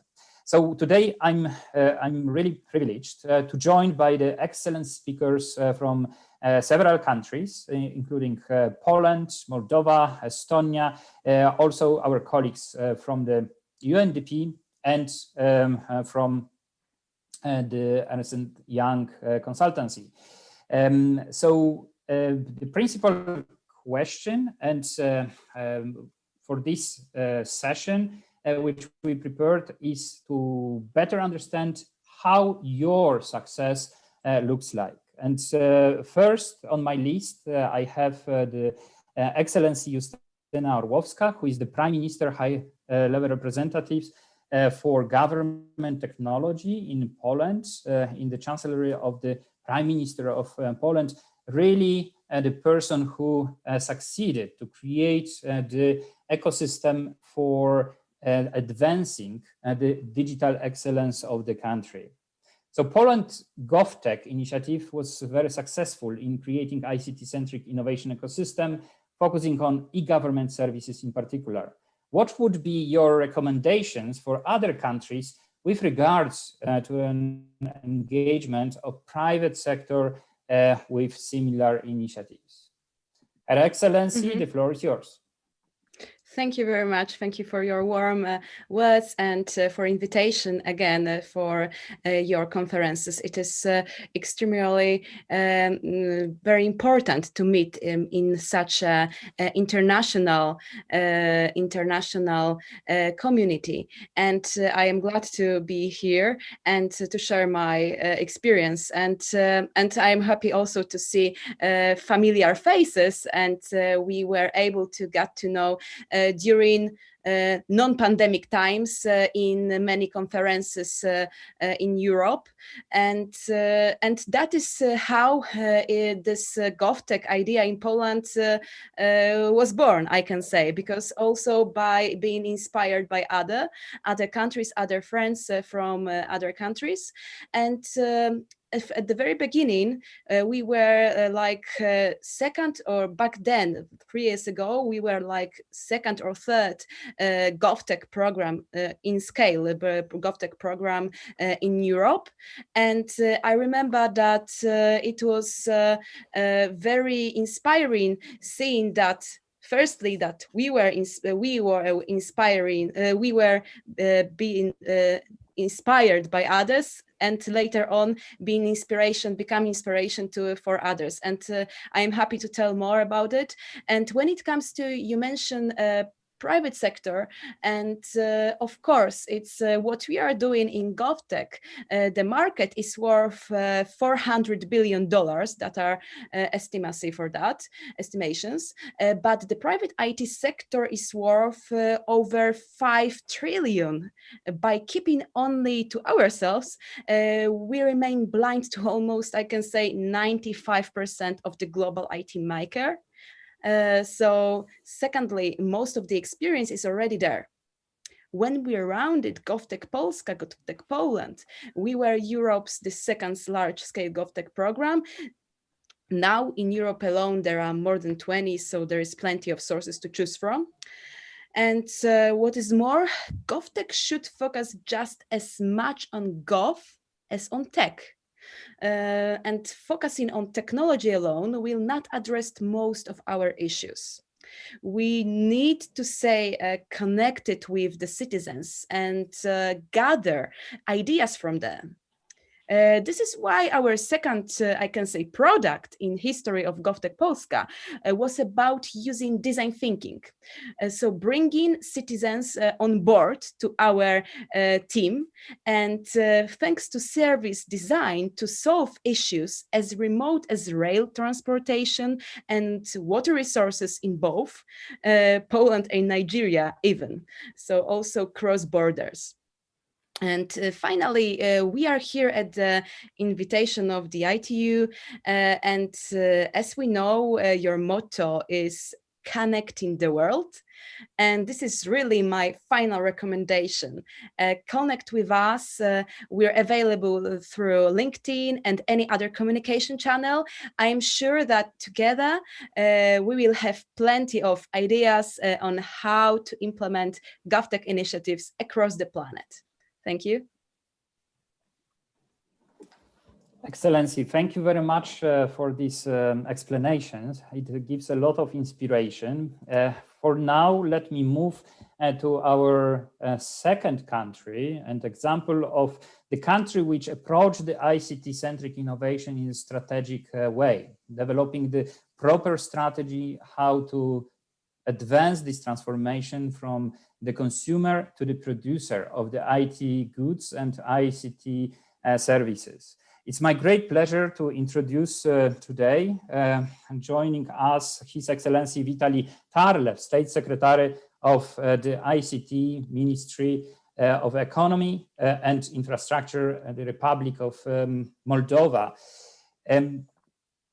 Excellency Tarlev, Moldova is doing some exciting work these days. For instance, Moldova ICT Park is a winner of ITU Innovation Challenge as an example of innovation capacity building. Could you tell us more about your recent initiatives? Thank you, Yaroslav. Thank you for this opportunity to talk in this format. ITU was permanently a great supporter of our team here working for the government. So for us was quite difficult at some points to advocate, to promote a dedicated policy for IT sector, for IT innovation, for digital economy at this point. We had very frequently to debate, to demonstrate to our policymakers, policy decision makers that you can compare IT industry in a specific country with agro industry, what other industries in the country. You have to compare IT industry in Moldova, for instance, with IT industries in neighboring countries in entire region. So to apply competitive policies, approaches, fiscal regimes, doing business instruments, and so on and so on. So first of all, we have to compete with the same industries in entire region. So doing that, we have a very nice initiative which is working, which is delivering results. This is Moldova IT Park, which is functional for more than 2 years. And during this period of time, actually, the applied dedicated fiscal and administrative regime or model for IT companies here in Moldova brought its results, and at this point almost every part, every site is happy about that. So for local authorities, this is about a great community of companies which provides very well-paid jobs here in the capital city. And Moldova IT Park gathers more than 600 IT R&D companies, which are mostly oriented to the export. Those companies are hiring more than 10,000 highly profiled engineers, highly skilled people, which actually helped us to provide the necessary framework ecosystem for them to work from home, to work in international recognized companies and to provide solutions, to provide services to local market and to global market. So at this point, actually these instruments, this model helped us to actually to triple the IT industry share in national GDP in last 4 years. Now we have a full harmony between telco industry and IT services and solutions. This is about 4 and 3% in GDP. Actually, we consider this as an harmony because about 5 years ago, we had about 7% only of telco. Telco remained at the same rate, but nevertheless, the share of this industry in GDP actually doubled. So shifting from consuming to producing innovation to consuming innovation at national level, we actually answer to the expectation of this sector for a few years. At this point, we are working on digital innovation supporting fund.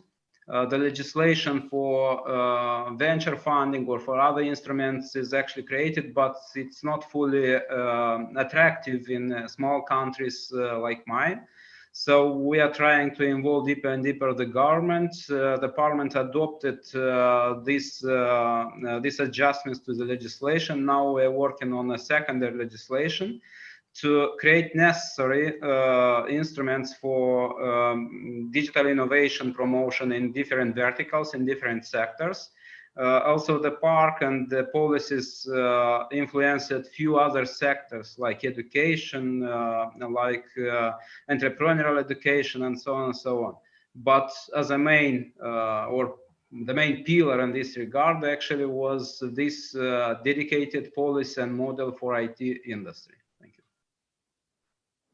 Great, thank you very much. It's a real example where we can build a lot as a reference point. But let me now switch to our next guest, Martin Kevat, who is the National Digital Advisor of the Government Office of Estonia. Martin, welcome on board. Estonia is in forefront of the ICT innovation in the government services, but also as in the innovation per se in the ICT ecosystem. It serves as example for so many countries. We are always having the discussions with many countries asking how can we replicate the example of Estonia in our case, but not only example of the systemic approach, but also how can we get used to the technologies which are used by Estonia. What would be, in your opinion, a crucial enabler to facilitate digital transformation for the countries, in particular those which are facing the lowest cost settings? Martin, the floor is yours. So hello everyone from my side as well. And just before I answer your question, I want to, the last panelist was Eastern Europe and the innovation setting here. The location currently I'm live in is where the Tarkovsky Stalker was filmed. So at that point, this was the border of the zone in that film, which meant the rules changed. But nowadays, this area is a booming business capital where there is lots of different startups and the ecosystem is very, very vibrant. The current estimate for startups and ICT companies currently produce about 5% of the GDP in Estonia. Well, we're a small nation, but it aims to become 25% within the next 5 years. So you can probably imagine how this type of an economical shift actually changes the society also on the very street itself. And I think the key points still in making an ecosystem that actually works at scale is to build trust, because governments and civil servants used to or tend to have kind of a trigger happy finger of controlling stuff and people. But Estonia has taken a different approach, which we rather trust people rather than control it. Yes, of course, this is always a balancing act because not all people necessarily are doing positive or good things, but still this trust gives us the fundamental liberty of creating new value and creating these pockets of trust, these trustworthy rooms where I can be myself and be fundamentally sincere and open. And this actually helps everybody else to get together, to exchange ideas and new things to happen. And I think this is a similar type of a model that actually can be utilized for various different governments, regardless of their political ideologies or the way they philosophize or see the world. Because I think we have ended up with this digital transformation in this point of time where the change is the only constant, and also, well, it's not only true, it's a constant because the speed of change is going more faster and faster. I can probably explain you hours and hours about self-driving cars, artificial intelligence, and participatory democracy processes I'm responsible in Estonia, but fundamentally, I cannot describe you the future because the future is becoming more and more complex. So from the Estonian governmental point of view, the only thing that we as a government actually can do is to provide and build adaptive governance systems. So, so that whenever there is a change, and there are many of those, whether this is technological, climate change related, political, or whatever, then the system architecture itself can change fast. And as a kind of a metaphor, an example, we are trying to build governments like a school of fish swimming or a flock of birds flying. And the question is that the large scale organization that will remain and work throughout all of these changes is the one that has the shortest messaging and decision-making change. The reason is that if we look at today, the world today, then in the first half of this year, we saw COVID, and which meant that everybody on this planet somehow needed to adapt and change. But if we can look at the birds flying, 1,000 birds flying, and COVID as the eagle that is entering that bunch of birds, then I wonder if we can build governments like that so that they could constantly adapt, make minor adjustments. But the problem again here is that digital transformation has got very little to do with technology and everything to do with the mindset and cultural building. And in order to build this fundamentally adaptive mindset, it's not necessarily about implementing yet another technological gadget. It's rather about implementing new processes and making the people and society more open towards changes and innovation. And I think we've done some work here in Estonia, but we are not there yet. And it's a work that is constantly developing. And hopefully, again, together with ITU, we have a project about building the building blocks that are based on the know-how and experience of Estonia and other countries as well. Hopefully, through those kind of projects, we can actually help other governments and places in the world as well, and starting from the low resource setting. Thank you. Great, thank you very much for elaborating on this, and we are looking forward to the successful cooperation with Estonia, Germany, Dial, and the other partners on the project focusing on the building blocks for acceleration of the digital transformation. And this is something what so many countries are taking a look as the potential opportunity to start the work in this field. So thank you very much for this. And now let me invite our next guest speaker, who is coming from our sister agency, UNDP, Madame Agi Veres, who is the Deputy Regional Director of the UNDP, Regional Bureau for Europe and CIS, has joined today. And as we know, the UNDP is everywhere on the ground. And this makes us very happy that today UNDP is also with us, because the UNDP took the new journey of creating the accelerator labs, including the European in the European region. So Agi, if I could be very short, would you be able to tell us how the accelerator labs function and how you are expecting this would really help the governments to accelerate their digital transformation? The floor is yours.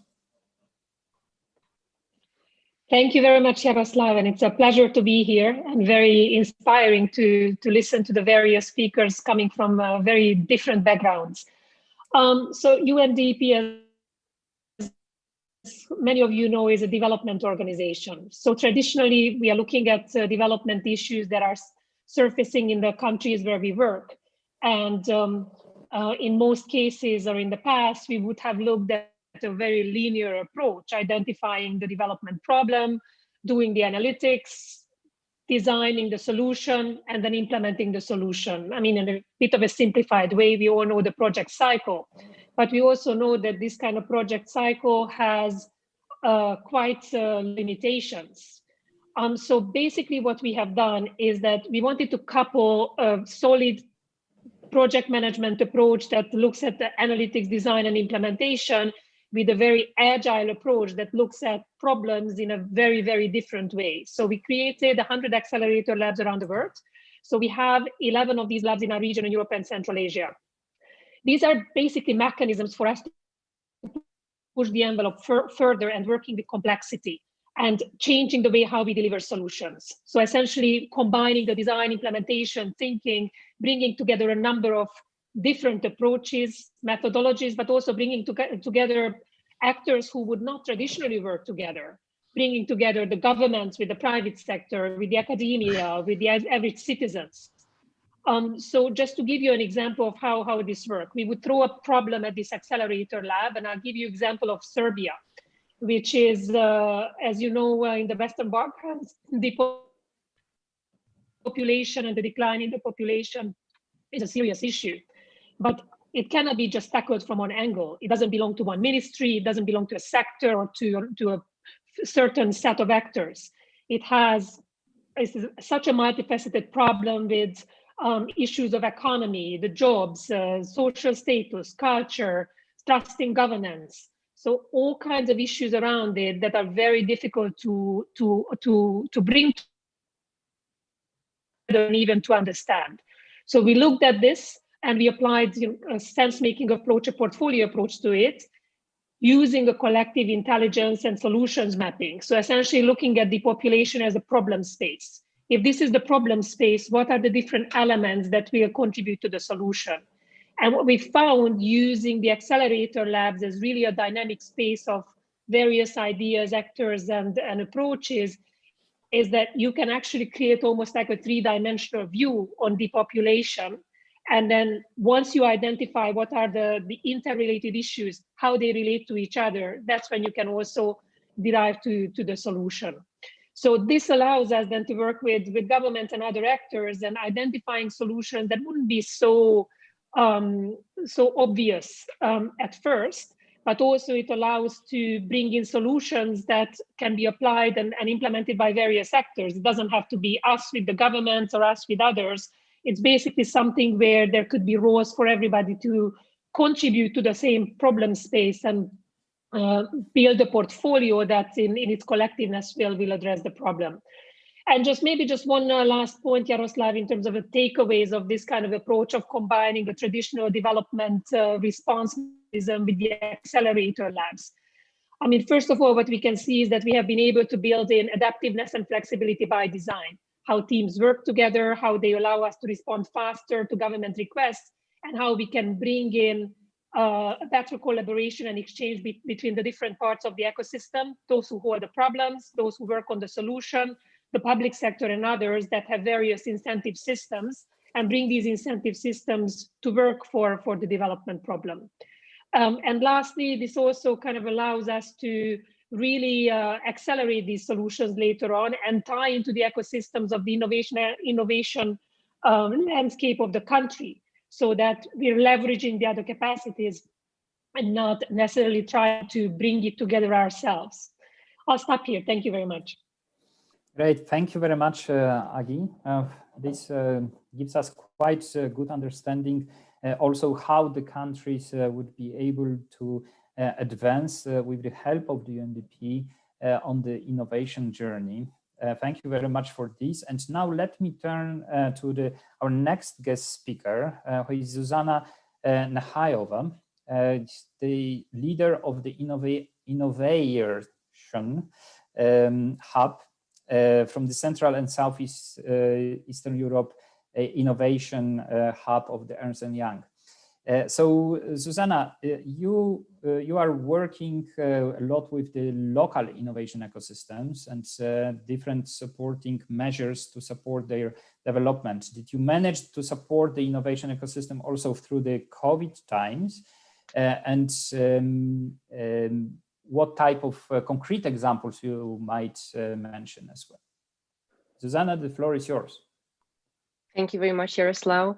And firstly, allow me to even thank you for being here and for organizing such a conference during this difficult time. I think it's very important to still share the ideas and discuss how we can support the innovation ecosystem, how we can support digital transformation, because I think we really see now due to COVID that digital transformation is very, very important. So thank you very much for this. And I would like to tell you two examples, but firstly, both of the examples are all the activities that basically we were conducting also through the COVID time are based on the 5 pillars that we are using for developing the innovation ecosystems. And also for the digital transformation, basically for developing smart cities or smart region, we may say. So those 5 pillars would be the participatory platform, it would be the data platform, leading labs, the methodology and legal framework, and the financing. And I would talk about this later, but for now I would just use 2 pillars and use 2 examples to explain in more concrete details what have we done also through the COVID times. So using the participatory platform pillar or building on the participatory platform pillar, we have cooperated with the Czech government in organizing the hackathon to solve the COVID issues, to solve the COVID challenges. And I think this was a very good strategy for, of course, not only Czech Republic, because we know that also other countries, for example, Poland, or of course, and also on the EU level, the hackathon to solve the COVID challenges have been organized. But I have to say that this was a very, very good strategy to firstly, of course, not only solve the COVID challenges, but also to support the innovative ecosystem through very, very difficult time, because of course, startups as part of the small, medium enterprises were also very much impacted by COVID and not being able to develop new products, not being able to find access to finance and so on. So I think it was a very good combination for solving the challenge, but also supporting the ecosystem. And basically what we've done, we not only providing them with, some sort of financial reward, but we were also providing them the technical assistance, which I think was very, very important. So we have put together more than, I would say 300, I think it was 280 mentors that were supporting all the startups or even companies bringing innovative ideas together from various sectors, not only health, but because the solutions were also related to other sectors, we really put together different sectors and provided the technical assistance to the teams bringing the ideas. And after that, we have also provided the financing support in different stages. And I think this is also very important because sometimes we just give them, like this initial funding, sort of a seed funding, but they also need to grow afterwards, right? If the idea is good. So we have also prepared the strategy how to support the teams after this initial phase. So this was one, I think, very, very good example. And then the second one for me is the cooperation with the European Investment Bank. And I know that, of course, also, for example, UNDP is doing a lot in this area, is that we are trying to support or bring, of course, the relevant funding. So supporting access to finance for the not only for the regions, national or local governments, but also for the companies. And I think what is also very, very important that we are doing and supporting the capacity building. And this is something where I think this is very, very important in terms of leveraging the capacity that international organizations such as yours or even the European Investment Bank can bring to the ecosystem. Because if you're going to do it, as Agi was, I think, very rightly said, saying that if you're going to do everything yourself and just bring your capacity, I think that's very relevant. But basically, you do not have this leverage effect on the ecosystems, right? So I think if you develop the capacity there, if you support also the local agencies, the financial intermediaries in this sense, for example, I think this is very, very important for leveraging your experience, your capacity, your skills, and being able to support the innovative ecosystem and digital transformation on a very, very large scale, and definitely larger scale. So I think this is something that I would really like to stress, that it's a very good activity that you have, and that I'm also cooperating with the European Investment Bank on. Great, thank you very much for these insights and concrete examples of the action on the ground. Ladies and gentlemen, I think with this first round of the questions, we learned quite a lot regarding the systemic approaches towards the support provided to the ICT innovation ecosystem development at the country level. We also got good insights on those who are creating those innovation ecosystems also for the government services. Let me now turn to Justyna Orłowska.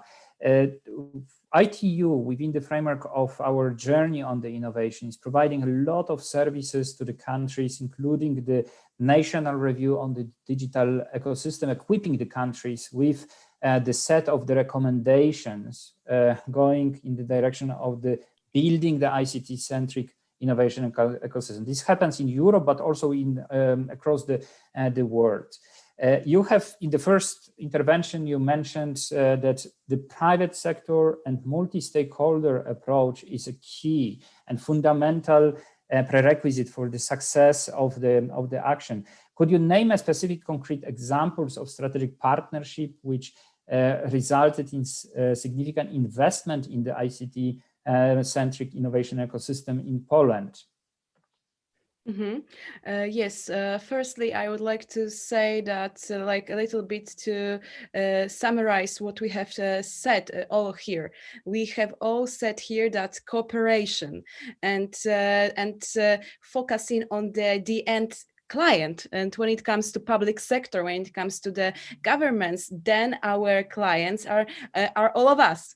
So it is very important to have this this good relation between public sector and the market, the citizens, all of them who can help us as a government or public servants to bring the best tailor-made solutions.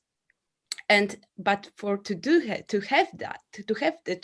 get this, we need to talk to each other within the government, and sometimes it is not easy. Like when you have separate institutions that are working parallel to each other, but like they have their own goals. And when it comes to digitization, e-services, it is crucial to have this horizontal view, cross all the ministries, cross all the departments. That is why I can say that this specific example is what we have done 2 years ago. We can say that we are a child as GovTech of exactly such a partnership. 2 years ago, 8 ministries and the Prime Minister gathered together to promote digital advancements and involve the groups which may have been neglected before. Since then, Poland has moved up in every digital ranking imaginable, from Digital Economy and Society Index to IMF's Digital Competitiveness Ranking. We have achieved nearly 100% broadband internet coverage in Poland, installed fast internet in over 50% of schools nationwide, and made sure that this is the first pandemic during which programmers, developers was involved as doctors. And also, like Zuzanna said, we were involved in the hackathons that took part on EU level, on our region level, and that was very inspiring to cooperate cross-border during this time, this very tricky time for all of us.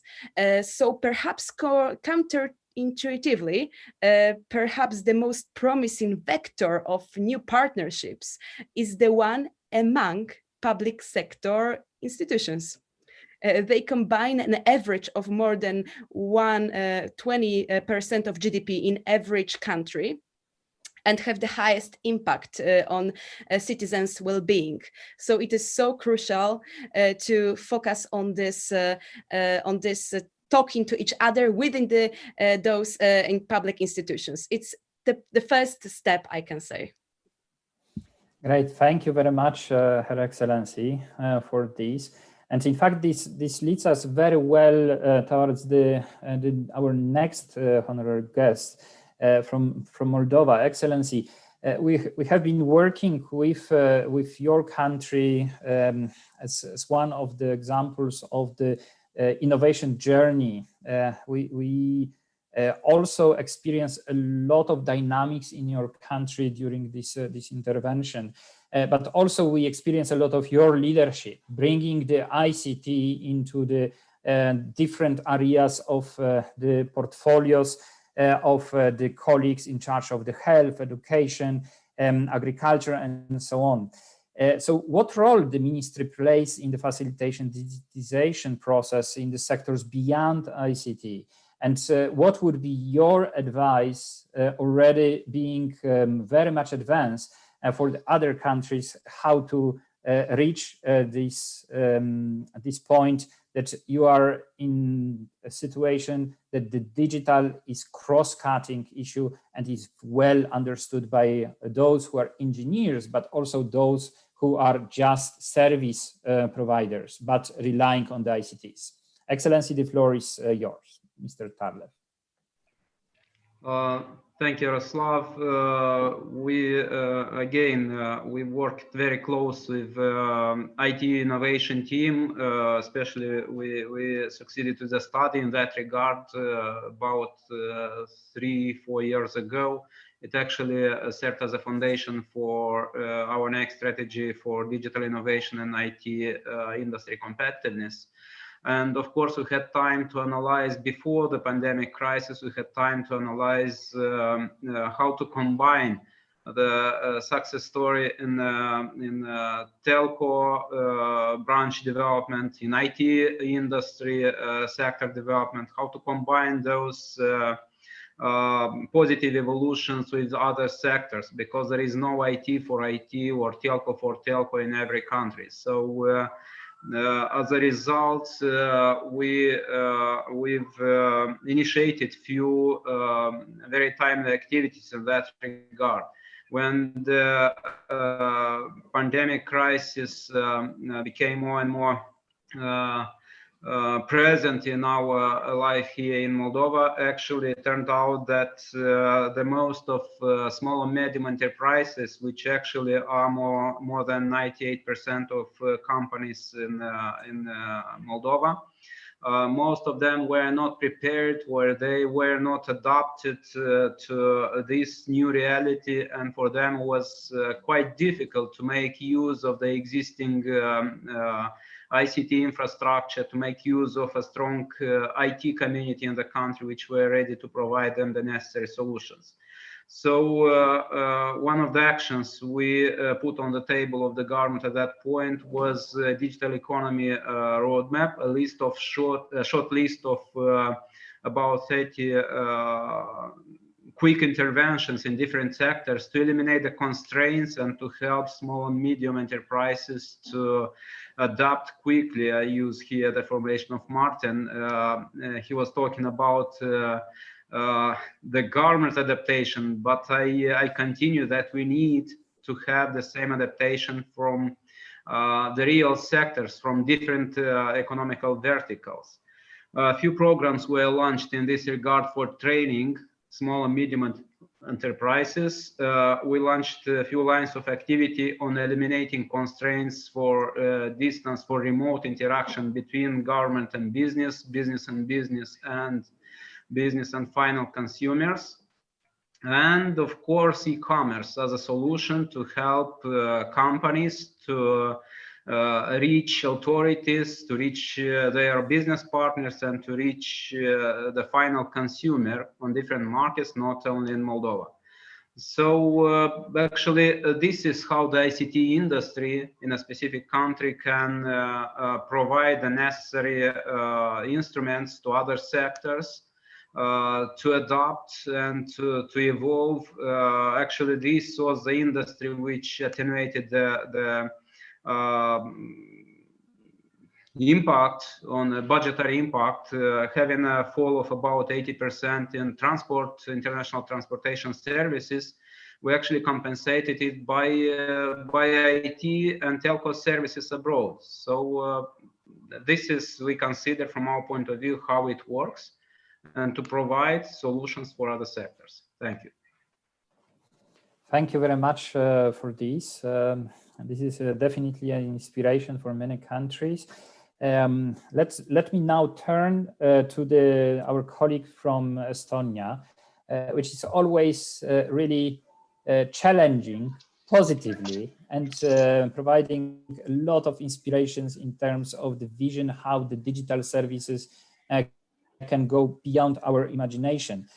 So in many countries, once we are speaking about still digital documents, EID, in Estonia, you are already working on digital passport. Could you give us a bit of your highlights regarding such a futuristic projects, which of course are related to the huge risk, but risk which will pay off because you will be able also be the lead in terms of the development of those technologies. So Martin, the floor is yours. So probably, Yaroslav, you meant about the e-residency program that we have running here. And in order to understand, I will continue a bit with the historic tour of the Tallinn. This is our town hall. This is the medieval town hall. And this is the town hall square where I am currently at. And this is the place where people in medieval times and now as well came together and exchanged ideas, concepts, and gut feelings about various different things. One of the things about e-residency is that when we have digitalized all our governmental services for ourselves, and we've done that already for a long time, we haven't used any paper for 10 years in most places, then why not open this up to the world as well? Because I'm pretty sure that there are people in the world, entrepreneurs, citizens, who are actually care about their ownership of data. In Estonia, the citizens are the owners of their own data. But also as a company of a small and medium-sized company, then, for example, I started to be an architect, and many of my friends are architects and city planners. And for a small company like this, doing creative work, it's fundamentally important that I don't want to really go all of that stupid bureaucratic stuff and fill out lots of papers and spend time on doing some other things that are not creating any value. Like I, as an entrepreneur, for example, can set up a company fairly easy. And in Estonia, the goal for the future basically is that with open source domain-driven microservice architecture and messaging spaces that are trustworthy, we would be able to basically automatize 95% of all of the bureaucratic stuff in next 10 years, which basically means that the perception of a government will change, because bureaucracy has always been part of any given large-scale organization. It's the normal way of service delivery in large scale. But if we can actually use artificial intelligence and clever holistic architecture to automatize all of these services, then we actually will have more time to spend in nice places like this town hall, meet new people, exchange the ideas. And with the more important side of e-residency, currently also with the pandemic and, for example, with this particular conference as we speak, we have entered the hyperlocal world, which means that I am standing here in Tallinn and you are all around the world. And we can still have this discussion and debate in high quality, and exchange of ideas is not only happening in the town hall square as it used to, but it's also happening here over the internet, and innovation can happen in various different places in sync. And with the launch of e-residency in 2014, we are able to basically extend our own internal market to cater to a much bigger world around us for people like who not necessarily want to go all of the bureaucratic paperwork in many places, and who deserve to have trustworthy and transparency built into that architecture. And I think this becomes a very interesting competitive advantage to a country of 1.3 million people, that we can actually help the world and entrepreneurs to actually be creative and spend their time on stuff that they're really good at, not necessarily do the mundane cognitology. Thank you. Right, thank you very much for this. And we hope that this will continue growing with also other countries engaging and going the same path. In this way, we will be all interoperably connected in this digital space. But let me now turn to our colleague from UNDP. Agi, from your observations and an experience of working with the governments, how the international community might help the countries in meeting, in particular, their financial challenges in supporting ICT innovation, and where the biggest needs in the region are? Thank you very much, Yaroslav. This is really a big question, because the need for unlocking financing for development solutions in general is not just in ICT innovation, but in so many areas. So that's why, when we're looking at financing, what we really need to look at is kind of the integrated needs, if we take it at the national level of a country, of where to invest. So that's first part of the question. And the second part of the question, but how to mobilize that kind of financing towards those areas. And when we're looking at ICT innovation, for example, the issue is not necessarily there's not enough financing going into ICT innovations, but that they are not necessarily leveraged and guided and targeted towards kind of the issues and the development problems that a country may be facing. So there may be a really large amount of investments in the tech sector, but how does that address the needs of the country when it comes to creating jobs, when it comes to gender equality and making sure that girls and women are equally pulled into the ICT sectors or the STEM areas, and how do we making sure that this is environmentally also sustainable? So when we look at it that way, then the question is how we as an international community can help leverage that financing and help leverage that financing addressing the development problems in a cohesive way. So it's not about channeling funding, it's not about channeling the money to the governments or other actors, but to identify what problems we want to resolve and what kind of incentives governments can put in place, for example, for the private sector to have this financing towards the solutions that are needed. And if you look at the pandemic now, what happened during COVID, what we have seen is unprecedented in the sense of, for example, how it accelerated digital development and digital transformation. And what would have taken previously that we advocated for years, just in 2-3 months, have advanced, especially at the level of government, public service delivery, the education sector. So that is very good. But the question is, how do we align the finances now moving forward to do that? But most importantly, how are we creating a system that the existing inequalities are not further exacerbated in this increasingly digital world? So I think Martin alluded to it, this digitalization and the whole ICT solutions is really not just about the system. The issue is that if you're looking at the infrastructure for connectivity is just one part of the picture. we need to recognize that many countries are simply not prepared for the digital revolution. So this financing that goes into the ICT area also needs to be coupled with the analog components of this digital transformation, such as policies for digitalization and the regulatory frameworks, data strategies, human resources in public sector, and the whole public awareness of their digital rights, which is very much lacking. So I think as development organizations and international actors, we can really bring in a lot of experience that's out there globally and help governments and other actors to address this really complex and interrelated set of issues, and then help ensure that in terms of the financing and the incentives that are in the financing, both in the public and the private sector, is well aligned to address this conundrum of issues. I think one of the areas that we have focused on for a long time, and I hope that the whole idea of channeling financing can further address, is the investment in skills and the investment in this people-centered service delivery. We have to have the right conditions and the right skill sets, especially of the next generations, if we want to have the ICT connectivity actually reap the benefits that it's set up to do.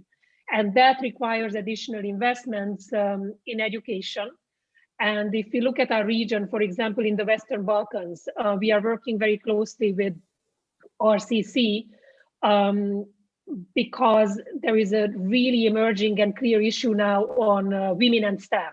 So how are we making sure that the future generations are equipped to enter this market, both in terms of a job market perspective and both in terms of access and ability to engage with the new ICT and technology infrastructures, but also that we are focusing at the same time that the most excluded parts of the society, which is really women and girls in the Western Balkans, can be better equipped, better informed, and better incentivized to take part of this. So I'm just using this example because, to me, the question really needs to be broken down into the financing from a perspective of public and finance and how we incentivize, but also in terms of the inclusiveness of all that financing, so that when we are tackling an area just as ICT connectivity, we are doing it in an inclusive way, that we don't forget that in this process, we really need to focus on leaving no one behind.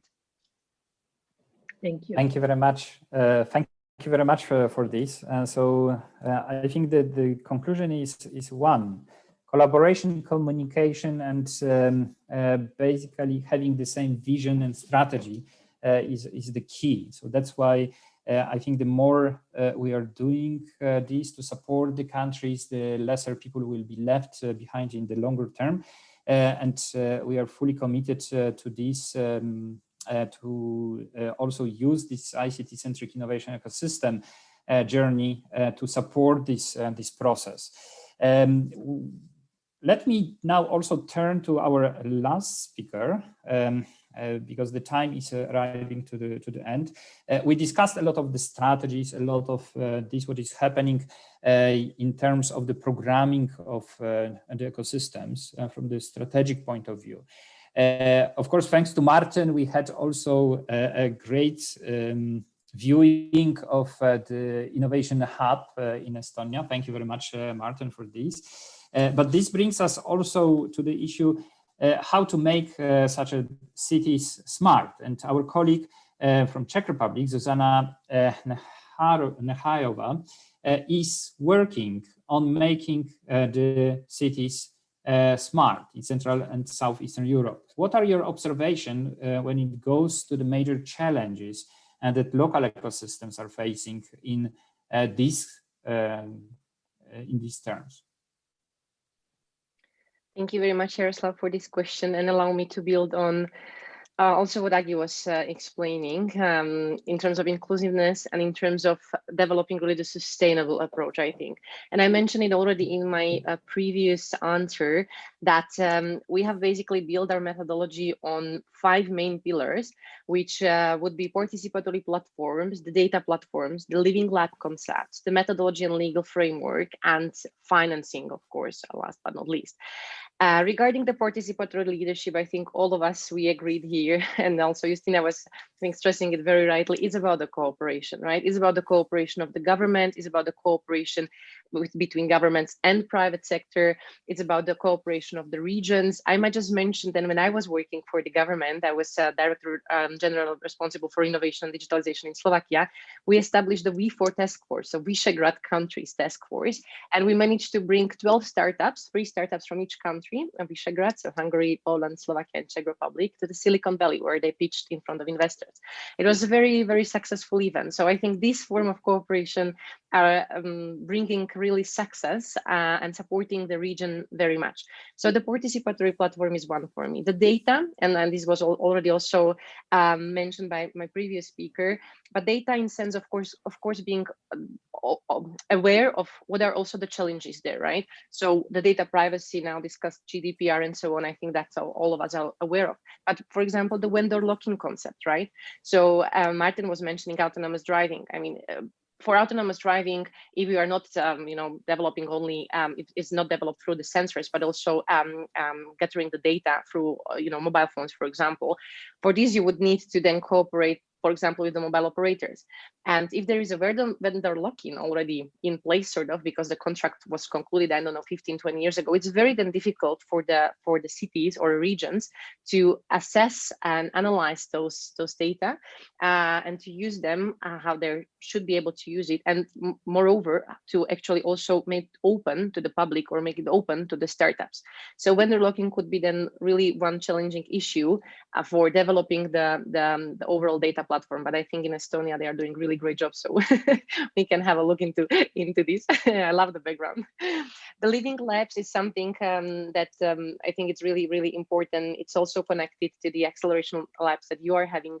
So it's again, bringing the universities, the startups, private sector, public sector together, and to be basically able to test pilot solutions, to be able to include citizens into that. So really, again, having the customer, the final customer, the end customer in mind, and being able also to get experience, because I think smart, innovative digital solutions can be threatening in a way that we don't know what's happening, right? We cannot just all of us say, yeah, we know exactly this solution. It's new, we don't know it, right?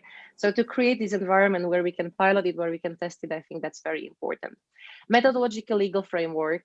If we are developing a project in public-private partnership, I think all of us coming from government, we know how PPPs are sort of a nightmare. So providing really framework for being able for the public sector to cooperate with private sector in a more innovative, in a more quicker way, I would say. I think Martin was mentioning this, that companies do not have 2 years to apply within the public procurement and wait whether they're going to win or not. So we really have to use smart procurement ways such as PCPs or PPIs, so public procurement for innovation or pre-commercial public procurement. I think this is very, very important. Last but not least, financing. Really getting together all the funding sources that are available out there. There is a lot, but I think everybody's getting lost a little bit in it, because there is, international organization funding, national funding, regional funding. But I think we really have to develop more easy access to funding for the companies, but also for the governments, actually, to be able to cover the issues and the projects in its complexity. And I would stop here. There is a lot we can talk about, but I would stop here. Thank you very much. Great, thank you very much. Ladies and gentlemen, this brings us, unfortunately, to the end of this session. We had a great set of the speakers with different perspectives and different views, bringing to the table different challenges which we have to handle at the regional level, but also as the global community. And this is something what makes its beauty to work on the ICT-centric innovation ecosystem building. So let me thank to all the speakers for their contributions. Thanks a lot to the Excellency Orłowska, Excellency Tarlew, Mr. Kawec, Madam Veres, and also Madam Nehayova. And this brings us to the next session, session 3. Which will be focusing on the innovation journey, stories from the front lines. It's my great pleasure and privilege to introduce and to welcome with us already very well known to many of you, Madam Kasia Jakimowicz, who is digital innovation ecosystem expert working with the ITU, but also let's underline who is also the creator of this regional innovation forum, shaping this program and being in contact with many of the speakers of this forum. So Katarzyna, I'm handing over to you. The floor is yours. And one more time, sincere thanks to all speakers of the session too. Okay, good afternoon, everybody. I hope you can hear me well. I'm just going to start by asking all my wonderful speakers that you're going to get to know very soon to turn on your camera so that we can see you during the session. I know that they are connecting right now, so let's give them a short little moment to connect. I think they are showing up just right now. All right, let me see if we have everybody. Yes, we have everybody on the line. So one more time, good afternoon, everybody. I'm gonna be a moderator of the session. This is the last session of the forum. And now we're gonna welcome all the entrepreneurs and innovators with their wonderful ideas. So I'm very happy to be able to moderate the session. So very briefly, maybe first of all, I introduce all of them and a little bit about the session. We're gonna have the presentations of their amazing entrepreneurial ideas, and then we're going to move on to discussion and question and answers. So first of all, Ivana Kostic, co-founder of Health Tech Lab from Serbia and Innovation Challenge winner of ITU Challenge 2020. Then we have with us also Gyula Kovesdan, a CEO of Linistry, a startup from Hungary, and also a winner of 2020 EU's versus Virus Hackathon. Magda Baciu, founder and head of strategy of Growth Savvy, a company based in Romania and UK. Olivier Janel, I hope I pronounce it well, CEO and founder of Roger Voice, an AI captioned calls from France, and a participant of Accessible Europe ITU 2019. And finally, Christian Imre, the CEO of Eva Vision from Hungary and the winner of ITU Accessible Europe 2018. My great pleasure to welcome you all. So we're going to start with presentations, and I would love to ask Ivana Kostic to start with hers. Ivana, can you share your presentation, or should I share it? Yes, I'll share it. Hello, everyone. And I would like to thank the organizers for inviting me to share the story of Health Tech Lab and the winner of Ecosystem Best Practice Challenge ITU 2020.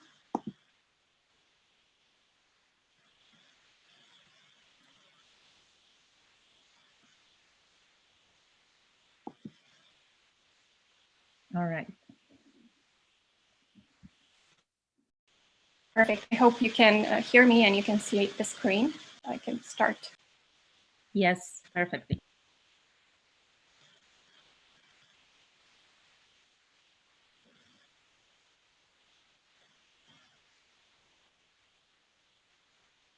Okay, let me try again. Perfect. So I started and I did my PhD within MIT Portugal program, and I had the great chance to be introduced to Boston ecosystem, where the best school for medicine, for entrepreneurship, and for engineering is. But besides the wonderful PhD project, I had the chance to actually participate in the pediatric hackathon in Boston Children's Hospital, which you can see on the left side. But from there, I also learned soon enough that they're outsourcing the event and that it's possible to organize similar events in other countries. And this is how I decided to organize it in Serbia. So Serbia was growing in entrepreneurial scene. It it had strong technological background, and it was a perfect timing to shift the focus from other technologies and gaming into actually solving health tech challenges. And we had great solutions. We had 10 fantastic solutions, but soon enough we realized it's not possible for them to grow and survive in this kind of environment. So what we were missing is actually the health tech ecosystem. So this is how the idea of Health Tech Club was created. So today, this is the first health tech ecosystem of a developing country such as Serbia. And it is actually creating and developing health tech solutions that are emerging in the intersection of technologies and health. And we would like to spread this idea, our know-how, to other developing countries to develop basically their own health tech ecosystems, and then create a global network of health tech ecosystems of developing countries that would be additionally supported with health tech ecosystems of developed countries of UK, US, Israel, and others.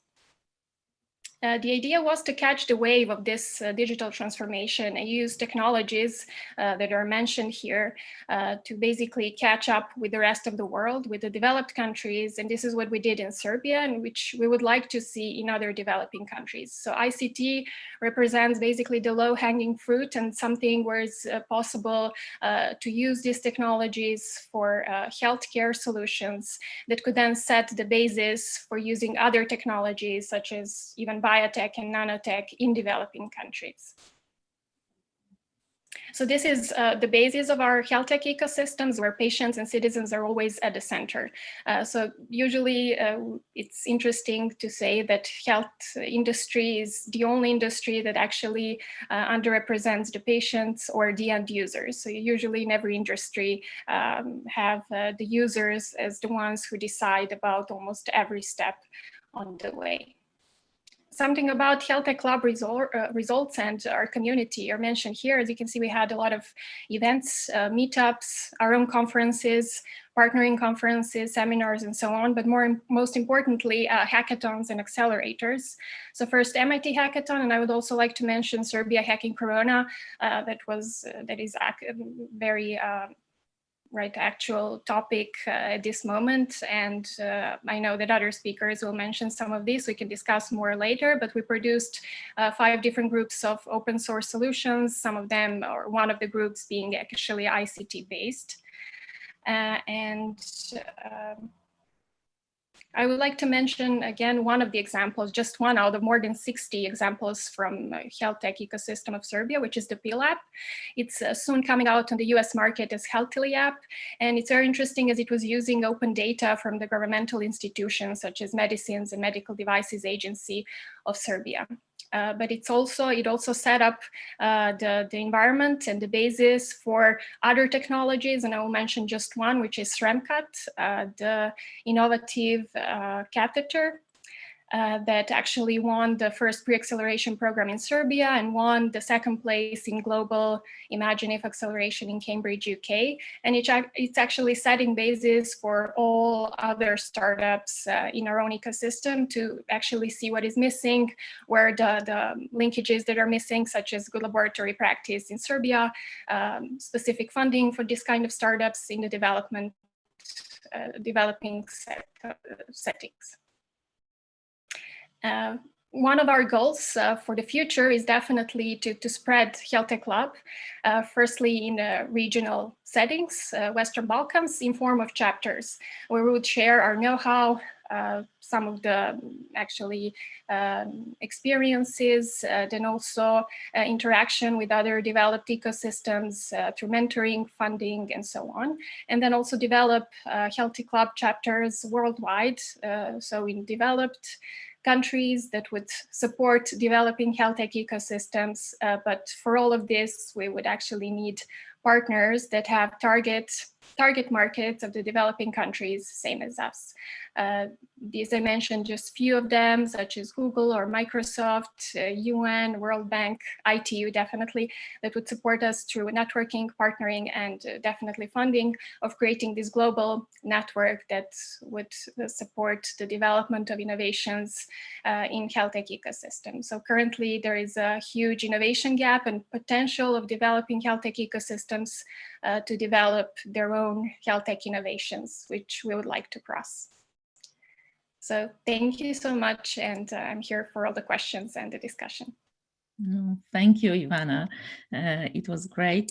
You mentioned as one of the example health app that it's going to be launched in US, and that brings me to Gyula, that has also something that has created an app that he's going to tell us about. Gyula, can you share your presentation? Or yes, please. Yes. Hello, everybody. Let me show my screen. Just a moment. Let me know if you can see. Yes, you can turn your video on as well. Okay, but my computer cannot do the same in parallel. So that's how it works in my computer. Okay. So do you know how much time you spend in your life waiting for things? 6 months. Do you like waiting in line without being able to do anything? I don't either. That was the reason why we started to think about Linistry. Hello, I am Gyula Kövesdán from Linistry. Over the past 4 years, we invented and developed a truly digital queue management and appointment booking system. Thanks to that solution, we have saved more than 82 million minutes for our customers. Thanks to Linistry, you don't have to go to the store to get a paper ticket and wait for your turn. You can get your digital ticket at home or any other place without an application download. You don't need any application. You select the location and the service you need, and you can see how many people are waiting in front of you in the line. You can also see the expected service time. If joining the queue isn't suitable at the moment, you can book a time slot for later today or another day. On top of that, Linistry helps your staff spend quality time with quality customers. By driving out routing transactions from the branch, clerks can spend more time selling something that is best done face-to-face in a branch location. Linistry offers alternative electronic channels for customers who wish to visit the branches for routine transactions. Joining the line takes seconds, and at the end, you get a real-time digital ticket. You can see the current estimated call time, and you can also see the number of people in front of you in the line. Our customers can place advertisements on any kind of important information that is necessary for the service. The fun has just begun because you don't have to keep watching this digital ticket.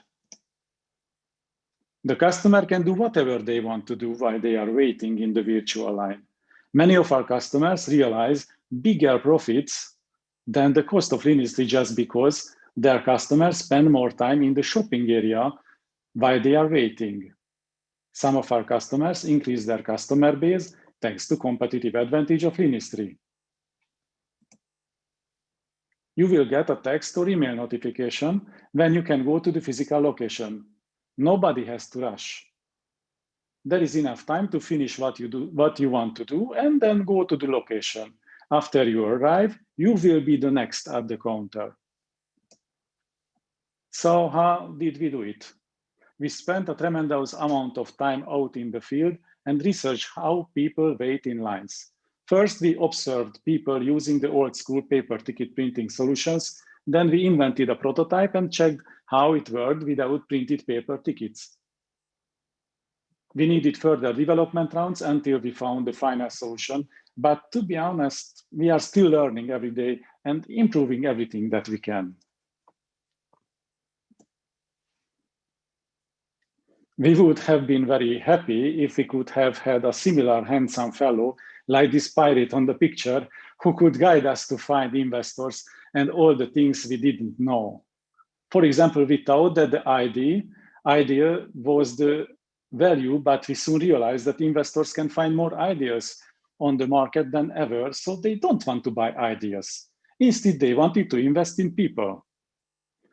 We have a B2B product, and there is no existing formula how to do the marketing and the sales for it. Where to sell it and to whom we sell it. So we had to find the industry where we could be repeatedly sold without big modifications.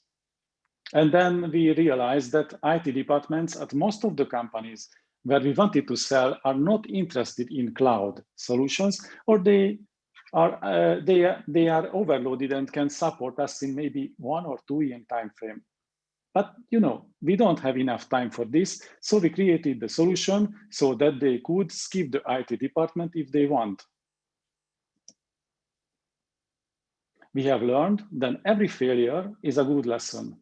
We always need to learn from failures because they are kind of investment. The money we lose is the fee for our lesson.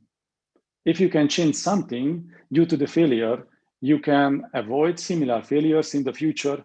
You will simply get better and better. If you don't change anything, you haven't learned anything. And then this loss is simply meaningless. We haven't learned success won't be quick. So we have learned success won't be quick. 4 years after we started this company, I have to say it really is a marathon. We need to find the source of energy in every stage of our journey. And the focus. This is hard. I mean, having to say no to an opportunity just because it does not fit in the focus area can be very frustrating, especially if you feel the urgency of your empty pocket. Think twice before saying yes to an opportunity which takes even a small additional effort to sell.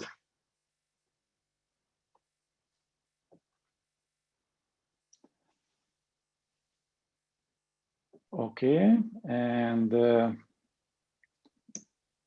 next, and let me finish with Muhammad Ali's quote: "Inside of a ring or out, ain't nothing wrong with going down. It's staying down that's wrong. The end only happens when you don't stand up." Thank you. Thank you so much now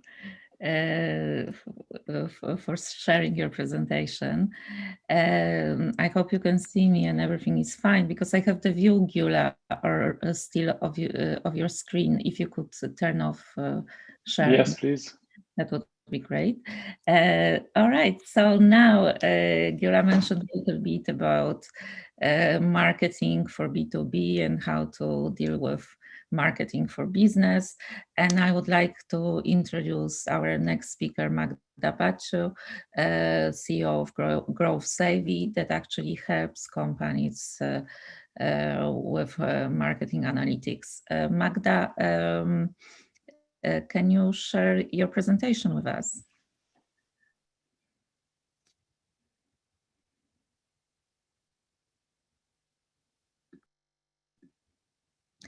Let's see if Magda can connect. I don't see Magda right now.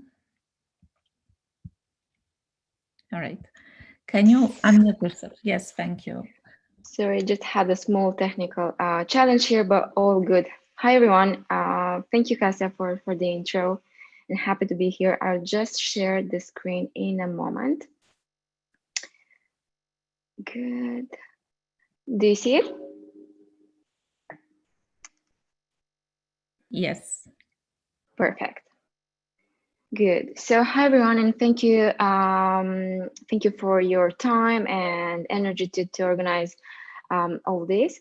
So I'll just 1 second organize it.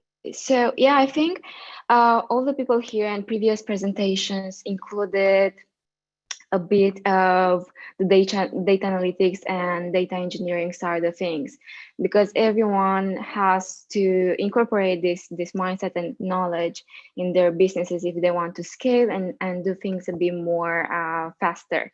So of course, I'm going to chat a bit about that without going into too many technical details. But before describing what we do at Grow Savvy, I like to just give you a few hints about my journey and background, because whenever I find and I meet a new entrepreneur, it's one of the first questions that comes to my mind. So I thought to share a bit with you too. My journey was not a straightforward one, and it's definitely one of those patterns you see in entrepreneurs. So I definitely have huge interest in statistics and marketing and data science, and that's what made me kind of a hybrid specialist and took me to a place where I do believe in cross-domain expertise. And I do believe that once you really take you take a different skill set and you combine it with different areas, you can make something on your own, of your own too. So after working in different environments and understanding the statistics and the data analytics side of things, and then going to leverage that in online marketing, I did understand the entire ecosystem, and I saw a few huge market gaps. So specifically, one that was really important to me to understand is that one of the most important challenges that tech businesses come across is scaling. And scaling always is some sort of field that's stopped by not combining the knowledge from different areas. And these areas are online marketing, data analytics, user experience, and psychology. And that's something I do believe in, and I've been proving for the past 4 years that once you bring all these different areas together, you can grow so much faster and you can scale your business. But the challenging here is that it's really hard to bring all these specialists together, because as I mentioned, I'm not a huge believer in data only, in numbers only. I'm a huge believer in bringing all the user experience concepts together with creativity, online marketing, psychology, and data engineering. So I noticed that when back in the days, I started the agency called House of Progress. That was 4 years ago. And we started to help companies with building solid online marketing strategies based on a foundation of psychology and creativity and data engineering. But then we had to go ahead and hire people, which was really harsh because the market doesn't have for this sort of specialists that don't work in silos.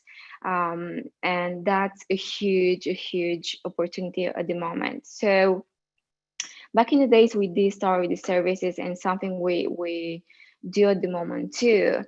And it was a good experience where we could see like how much we can scale the businesses once we bring all these aspects together. But of course, when I saw that it's very hard to find the specialists in the market and that companies don't have this knowledge within them, then I also thought how I can grow the ecosystem too.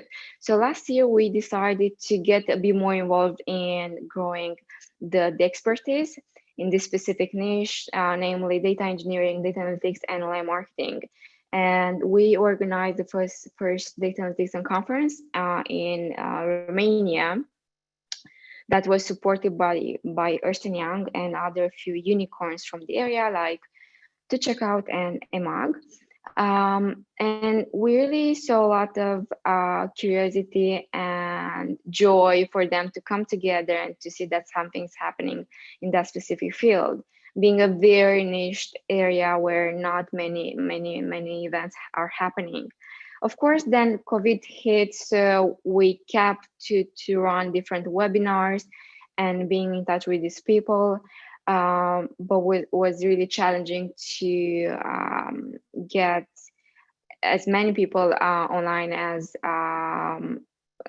you get a higher number of people online, but just harder to keep the engagement for one day as we do when we organize on conferences. Another strategic direction that we added this year was to build all the content and to translate it in Chinese too.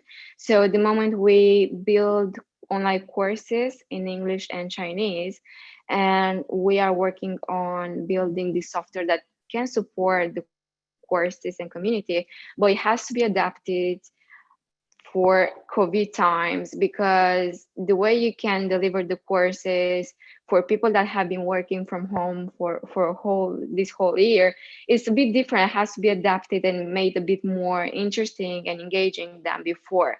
So this is a very exciting journey, and I do believe a lot in the community and courses when it comes to data engineering and marketing. And I do believe, and I see it, the value day by day, because the way we run the experiments for tech businesses to help them grow, it's very easy to understand, like, by how much we increase their revenue. And sometimes when we see that one small thing, one small experiment, that's part of the strategy, scale the revenue by 2 or 3 times, that's so fulfilling for us. I only want to scale this and to get more people to understand how important it is to bring all these specialists together and not work in silos. There is where you find the magic and the joy. And that's where I want to help the industry to grow. Of course, if you have any questions after we finish the session, please don't hesitate to send me a message on LinkedIn. So thank you so much for your attention, and yeah, hope this was interesting. Thank you. Thank you, Magda. If you could stop sharing your screen. I have a pleasure to introduce right now Olivier Janel. I hope I'm pronouncing it well. Olivier, I hope you can share your presentation on your own. And it's a fantastic innovation. It actually came from the real need of Olivier himself, but I guess he's gonna tell you more about it.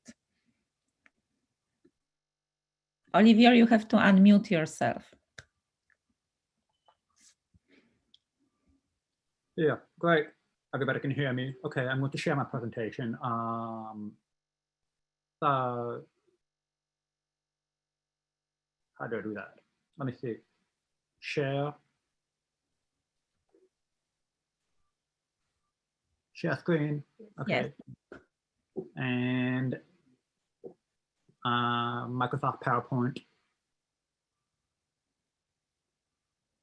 That's okay. As always, it takes a little bit of time, but that's great. Okay,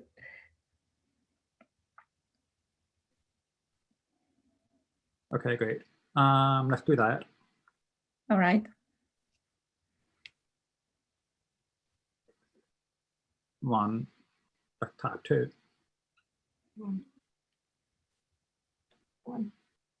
If you need help, let us know. Share screen.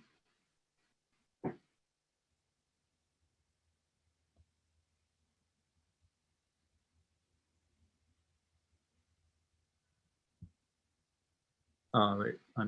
I'm not sure how that seems to have limitations in security here.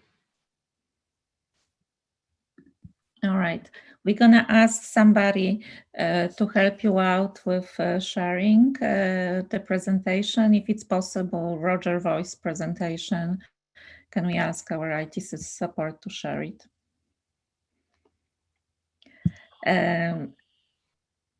And if not, maybe we can move on to the next speaker, Christian. And in the meantime, we're gonna try to sort it out. Christian, can you share your presentation, or? I hope so. Okay. But oh no, we see Olivier. Olivier started. Okay. Fantastic. Thank you so much.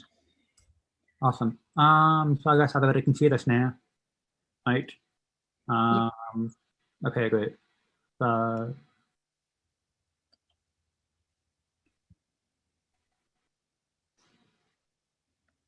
Yeah.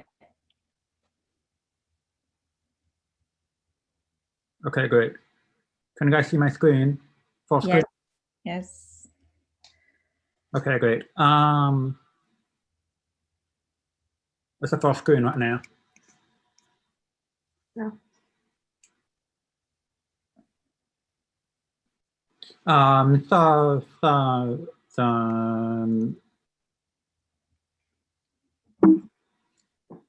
So thank you for your time. Thank you for listening to me. Thank you for being patient while I figure this out. Just as a backdrop, who are we? What we're doing here? We're a team of like 42 people working at this company. We've been around for like 6 years now. We have a presence in over 52 countries, for over 30 clients. And what we do is we make phone calls accessible. And we've made over 1 million phone calls accessible. And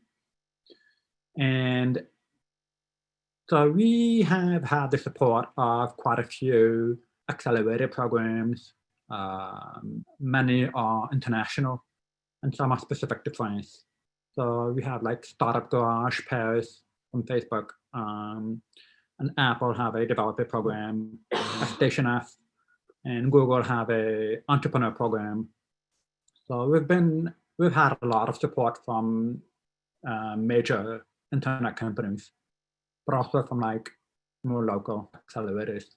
And we've had the pleasure of being supported by ITU last year. So we're going to more on that during our panel discussion. So me specifically, I'm hard of hearing. I've had a profound hearing loss since age 2. And I wear hearing aids and I speak.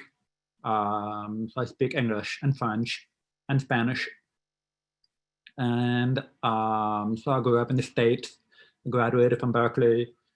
And then I went to Sciences Po in Paris, which is a political science school.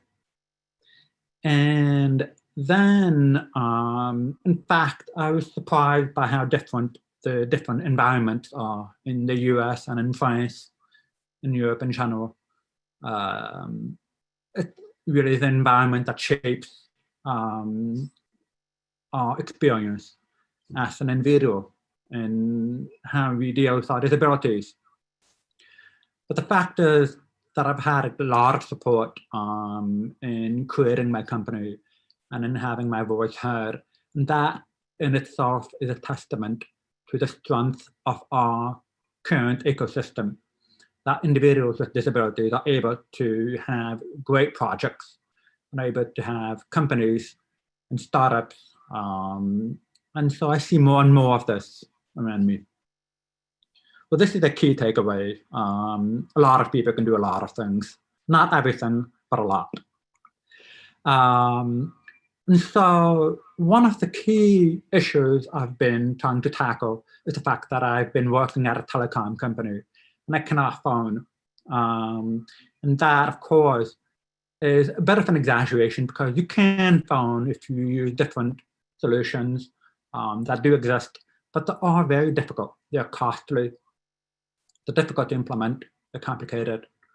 And so there's no truly global, European-wide or international solution. So my approach has been to break down those barriers. And how do you do this? So my first aim was to figure out what the problem was. Is it big enough, deep enough? Yes, it is. There are over 7 million people in Europe that require the service. But people don't know about that because it's quite an invisible disability. It's part of those things that nobody really wants to talk about. Most people see disability as wheelchair users, which are very visible cases. There are many invisible disabilities, and hearing loss is one of those.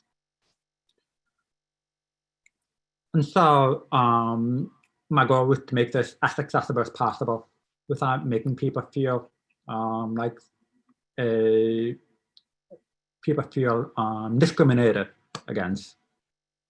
So how do we approach this in a way that's innovative? So we use voice recognition as a solution to caption phone calls instantly in any language. And we complement this with human corrected voice recognition. So if there's like parts of speech that voice recognition cannot grasp, we have a human that comes in and helps. And so we also provide a platform for interpreters for many people that use sign language. And so our solution has been adopted by the telecommunications companies in France. We have a partnership with Orange, SFR, and Bouygues. We also provide accessibility for call centers like Federal Express, FedEx, and Allianz, an insurance company, and many others. We have over 30 B2B customers. So this is kind of solution that is easy to implement, that people appreciate. In the next screen, you can see here that people can implement this directly on a website. So for example, this is like an airport service, and people just click on a button and it creates a chat website. But the chat website actually transcribes your phone call in real time. And so it's very easy to implement and creates a lot of visibility. And that is a key takeaway, is companies have a role to play in the ecosystem. Large organizations can provide added visibility, much more impact than an individual company can do. And so by multiplying a partnership, we multiply visibility, we multiply the impacts that people have, and understanding that there is actually a way to make accessible a lot of services, as long as there's an ecosystem that's willing to help. So the most important takeaway out of this is that we need to be doing this on an individual level, that everybody can be able to do this as an entrepreneur. But you cannot do this alone. You can start something, but you need a lot of people to be helping you along the way. And that, of course, requires an ecosystem. And that's where private companies can help. And that's where the ITU can help by setting standards, guidance, and visibility for those solutions in Europe. Thank you. Thank you for the presentation, Olivier. And we have our last presentation before we move on to questions from Christian Imre with fantastic innovation for people with visual vision impairment. Yes. Christian, tell me if you can you hear me? Yes, of course. Tell me if you want to share the screen or we should do it. I think I can. Yes. Works perfectly.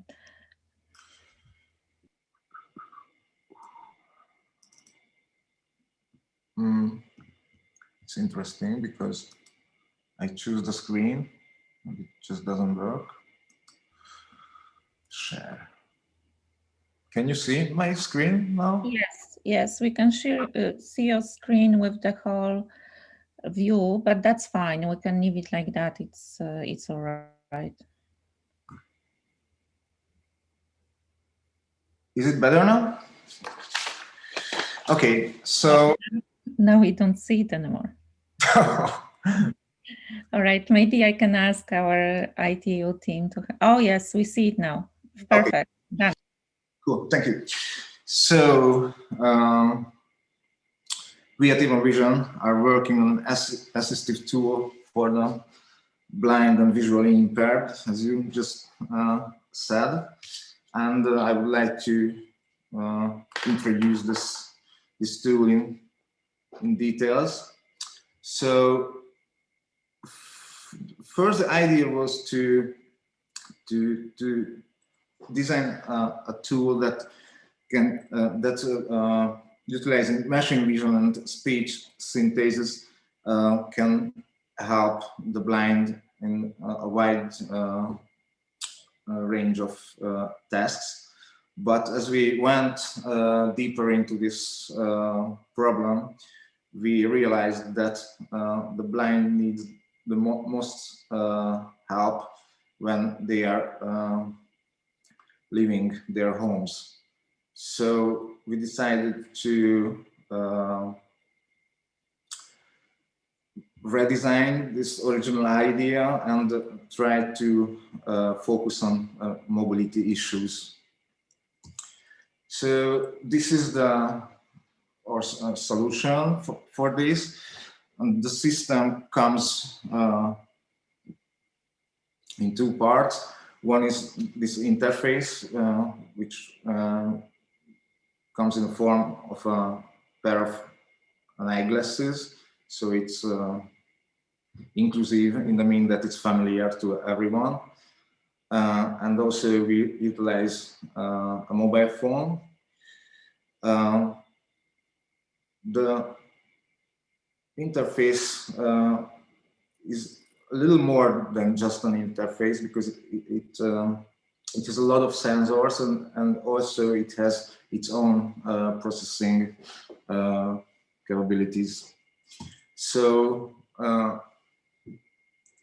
in the larger scene, we can tell that we use all the some of the existing infrastructure of like the global navigation satellite system and of course mobile internet, but in the future we also would like to utilize the CITS infrastructure, because it could help the system in traffic situations.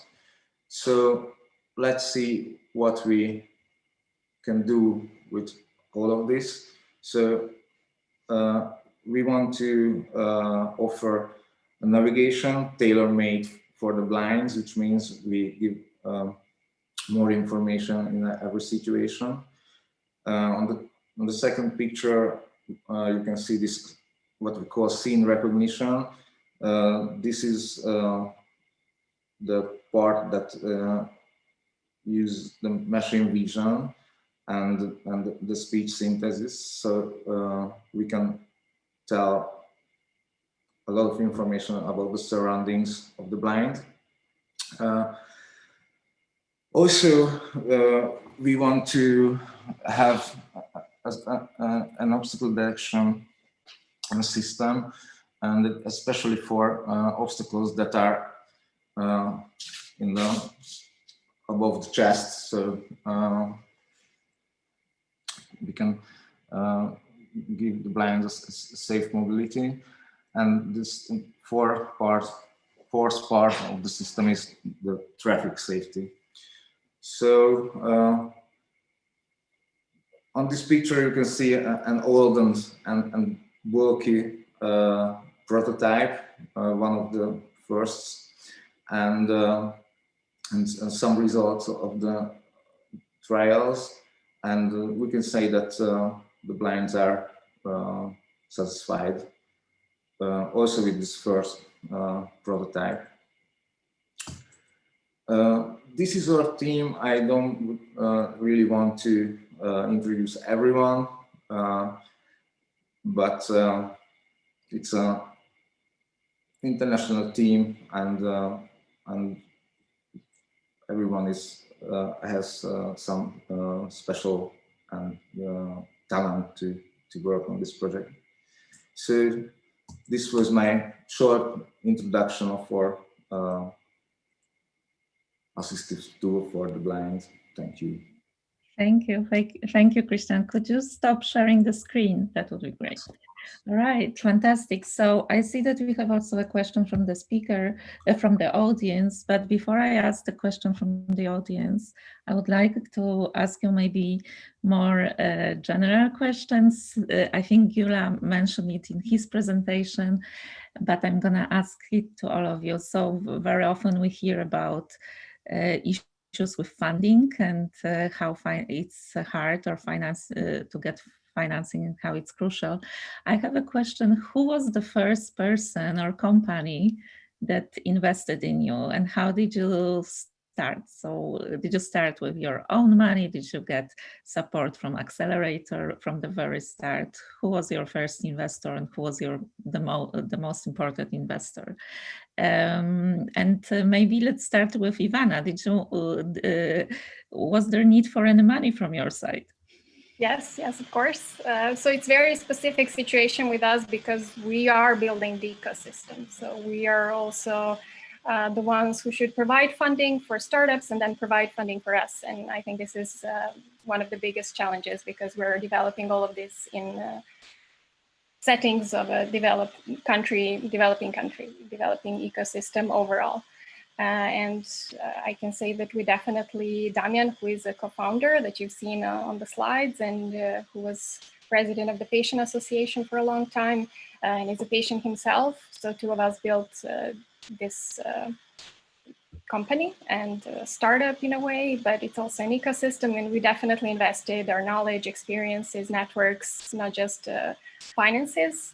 But one of the first supporters, there are a few actually from the ecosystem. One of them is Belmedic, the regional private hospital that is actually very involved in innovation in medicine and is very interested in supporting us and our startups and generally this part of the ecosystem. But over time, with awards and recognition, we are getting more and more supporters.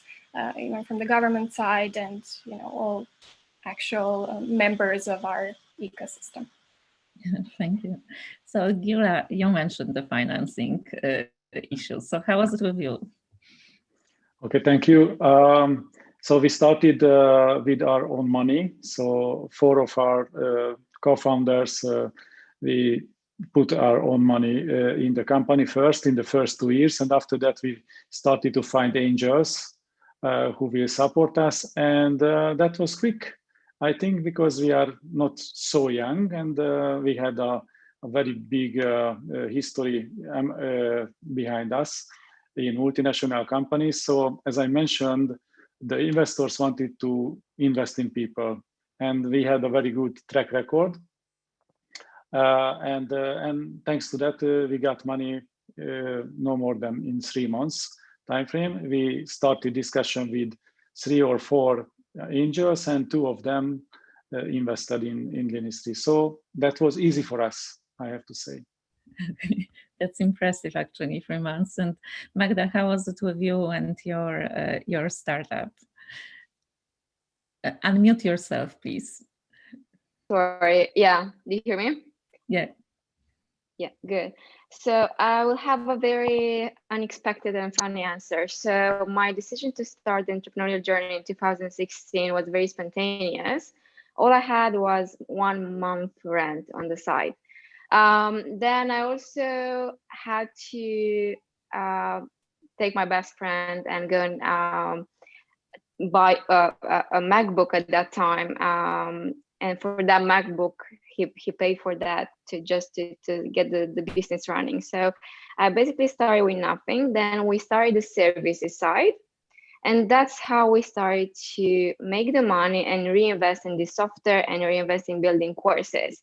So basically, it's no way, one only way to do things. In the meantime, I got interest from different investors, but my main desire was to bootstrap till the point that we have a very diverse portfolio, till the point we have a bit of leverage in discussing with investors. So I guess I'll just give it 1 more year and then we'll just jump in investment discussions. Okay. That was here. Thank you. And Olivier, you said that it was not so difficult with you when you started and you had the support of many companies. And maybe I connected to the question from the audience from Marian Liviu Negrila, because he's asking what was the toughest period for you and your company, and how did you feel that a global collaboration could elevate you? But I guess it did. But I think it's interesting to know whether you had any tough periods, any tough years when you were starting your company. yeah, it is tough to scale a company when you start. But basically, if you start out that way with the main mentality of scaling up, then it's much easier. So yeah, I'm the same as Magda. Like I started out with basically nothing, and we had to like find resources. Thankfully, in France, they have unemployment benefits, and that alone goes a long way to funding yourself and bootstrapping. With unemployment benefits, you can pay yourself for a couple of years. And we started out from my apartment, and I had like interns working with me. Interns are great. And basically, I did a Kickstarter campaign, and that is the best way to get into the market, because if you're able to communicate, have people believe in the product, pay up front for the product before it even exists, that is really the best approach to starting out. And of course, after that, you're able to have traction and people believe in the product, and then you're able to get angel investing. And so I didn't have the same chance as EUR because I didn't have his track record. I was basically young. I still think I'm young. And basically, people want to believe in you as long as they're able to say that this guy, we can trust him. Nobody knew me, so the level of trust I had in me was pretty low. On top of that, being myself hard of hearing, as a handicapped person, people are a bit more wary. So like, is he really able to pull this off? Can he do this? So I had to overcome a few obstacles in terms of like perception. But yes, I finally had enough angel investing after 1 year. And I did 3 fundraisers, and the second one took me 6 months, and the third one took me 1 month. So as you improve, your track record gets better, and people believe in you and what you do. I really believe so that the best way to get funding is from the market and not from angel investors. And if you're able to sell your product, do it. Don't rely on angel investing. Don't rely on that. Just sell your product. And so for me, B2B right now is like the way to get out of my mess. My mess being that if you invest your company in other people's portfolio, it's not the same as investing company in people's customer satisfaction and like addressing the market. Thank you, Olivier. No, that's fascinating because we have totally different approaches and totally different sources of funding, which is great. And Christian, I wanted to ask you finally about the same thing. Like, did you finance your prototype on your own? Did you get the financing immediately? How was it for you? First, we used our own money, mine and my co-founder's money. And also we practicing bootstrapping. So the money we earn on other works and jobs, we put back into the project. But we were very lucky because we had a successful grant application in the Horizon 2020 SME Instruments program. Unfortunately, not in the phase 2, but phase 1 was good enough at the time. And because hardware development needs tremendous money, everyone knows it, we also accept donations. So on our website on www.eva.vision, anyone can donate us. Oh, fantastic. So I have to, actually we have only 3 minutes, so maybe I'm gonna ask one question to all of you and just say who wanna answer first. You mentioned different approaches. A lot of you mentioned that you get the support in very different forms, but from starting from unemployment benefits to winning some competitions or getting some recognition. So my question is, what would be the advice from you to policymakers, or if you not to policymakers, to other larger ecosystem players? If you had to give one advice from the perspective of entrepreneur, what is needed, what would it be, or one takeaway? And maybe let's change the order a little bit. So maybe Magda, could you start? Yeah, thank you. So one piece of wisdom, it's harsh because there are so many things, but I do advise entrepreneurs, young entrepreneurs at the beginning of their journey to really learn how to work on the patient side and to learn how to listen to the people and to be empathic, because we all started very young. When I started, I was like 22, and it's hard to understand like different journeys the people go through, and you work with those people and they really have real different contexts. Maybe they build a family, they have a baby, they have certain challenges in life. So you do have to be as empathic as possible to listen to them and try to place yourself in their shoes. That's very important, to be patient, to really listen to the people. And yeah, that's one thing I do recommend. It saves a lot of clashes and pains. All right, thank you. Gyula, do you have any recommendation? Yeah, I think it's important for every startup to get a ramp-up time. So if we have, for example, in the financial sector, we have very strict regulations in Hungary, but not just in Hungary. So if we could have got some help from the regulator, how to ramp up and how to be able to fulfill all the requirements, that would be great, because those are very hard and very tough for a startup company. So the ramp-up time and the direct help with materials, and with consulting, for example.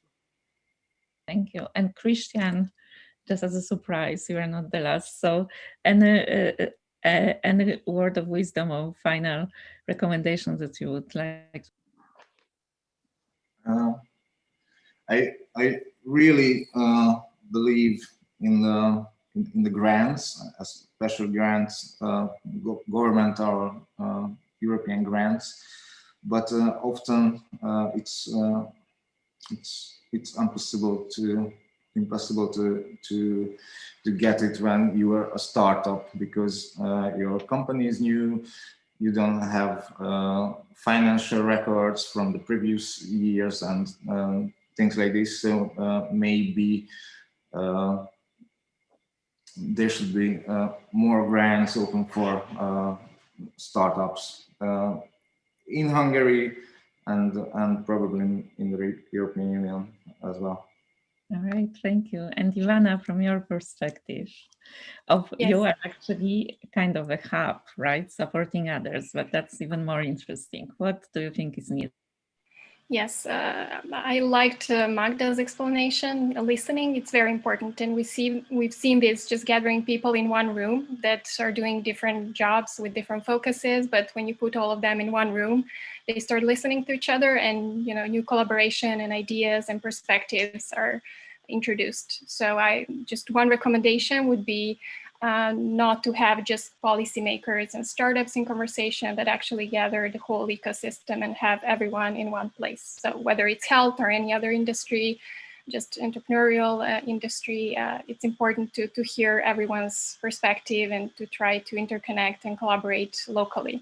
And this is how to tackle any issue and how to actually enable the road for success of a startup.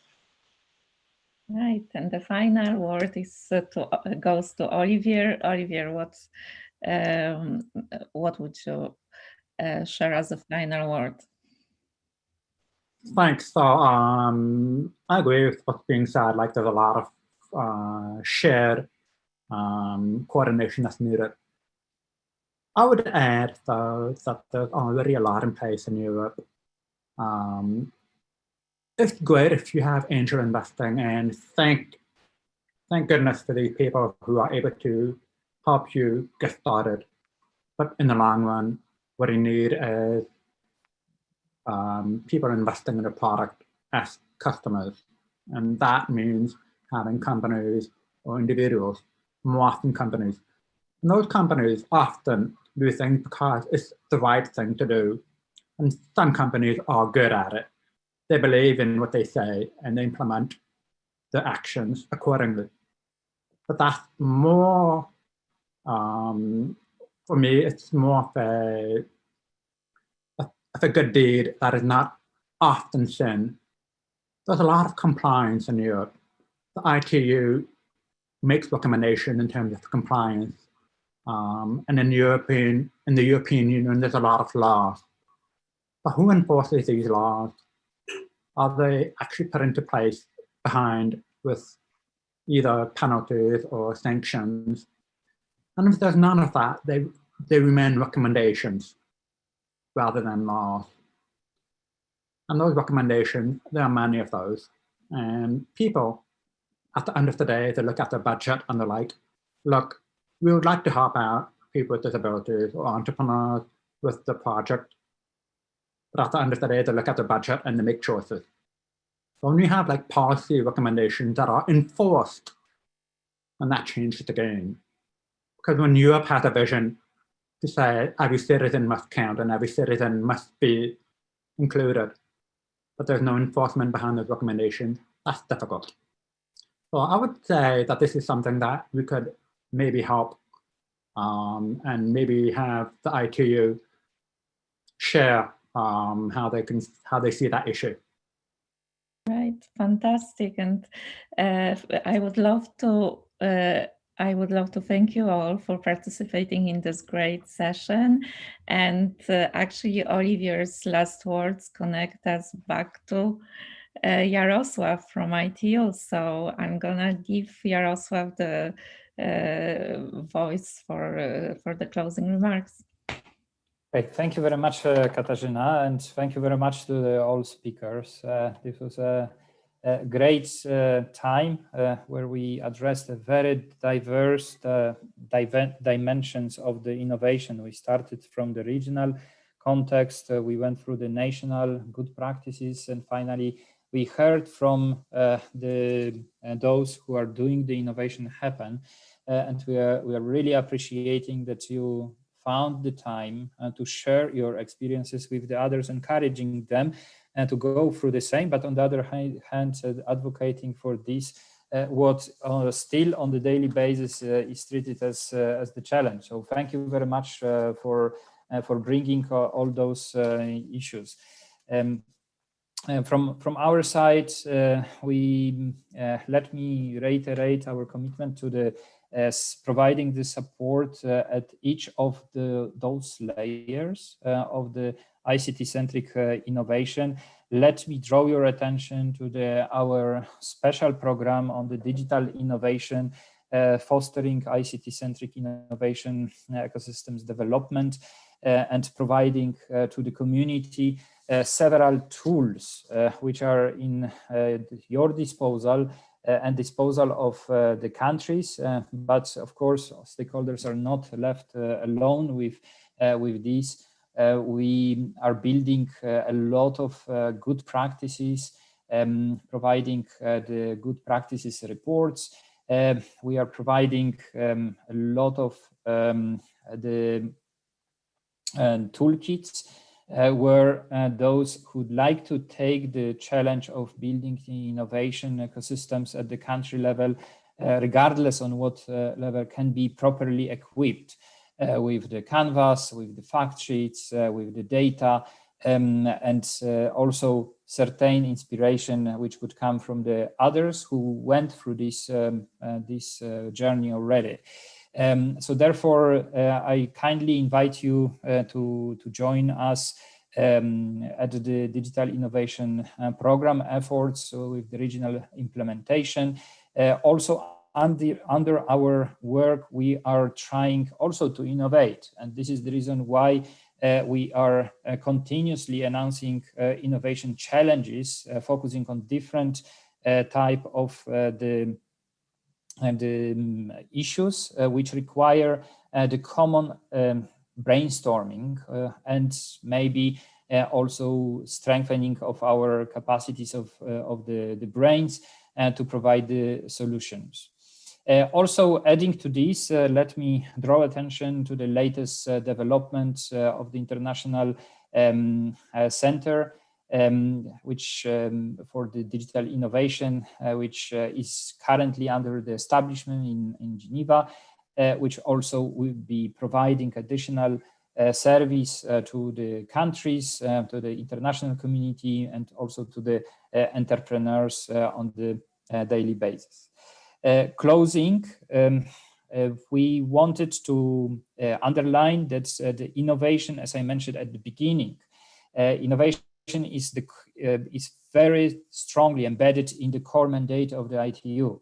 The strategic goal focusing on the innovation properly requests the ITU to provide the support to the countries and equip the countries with the innovation policies, strategies, and enabling environment for this. This journey is, of course, strengthened through the operations done at the regional and the national level. And the reason why I'm saying this is also our preparations of the region of Europe towards the development conference, which will be held next year in Addis Ababa in November. And in order to make sure that we are properly identifying the priorities of our region, it requires the voice of those who are working on the innovation and the clear expression of your views if the innovation is something what is already the history or it's only the beginning of the new avenue, which could be even much more strengthened in the future. And the times of COVID underlining the importance of the digital for all. Therefore, it's necessary to ensure that in the deliberations at the European level, we are also very much clear what we can do and what we would expect from the international community to support our efforts in this field. So ladies and gentlemen, let me thank on behalf of the ITU to all speakers and to all participants who have patiently stayed with us for this all three sessions of the Regional Innovation Forum for Europe. Let me thank also to the high-level participants representing the governments who took time to be with us as well, even being challenged with the very heavy agendas during these challenging times of COVID. Thank you to them. Just closing, I would like to also thank to the whole team, Katarzyna Jakimowicz, the Harvard fellow who was curating the program of this forum, and we are very grateful for helping us with the shaping this dialogue today, while also thanking to the all colleagues from the global service, including Mohamed Ba and his team, as well as the Europe team, for making the smooth run of this forum. Let me not forget about the captioners who passionately were providing the services, and many of you were able to build upon the text provided by them. So dear ladies and gentlemen, thank you very much. Out of this meeting, we will be able to provide some summary report for the reference to advance on our discussion, and also to advance on the prioritization of our efforts at the regional level, including regional initiative for Europe on the ICT-centric innovation ecosystem, which is currently being under the implementation, but is also under the process of the redesign in the context of the preparations for the WTDC. So with this, I would like to thank you all for your attention, and we are looking forward to see you contributing to our work. It's my great pleasure to inform you that also in this context, we will be launching already next week the two regional contests advancing innovation in agriculture and innovation in accessibility. And we warmly invite you to feel as the ambassadors of the ITU across the region, encouraging those innovators doing concrete work in this field to join our community and be part of this journey. So one more time, thank you very much, and we wish you a pleasant and great time, while thanking also for the virtual host of this meeting, Cyprus, who was patiently supporting us in organization of this event. And we are looking forward to meet face to face next year in Cyprus, hopefully. So thank you very much, and we wish you pleasant end of the day.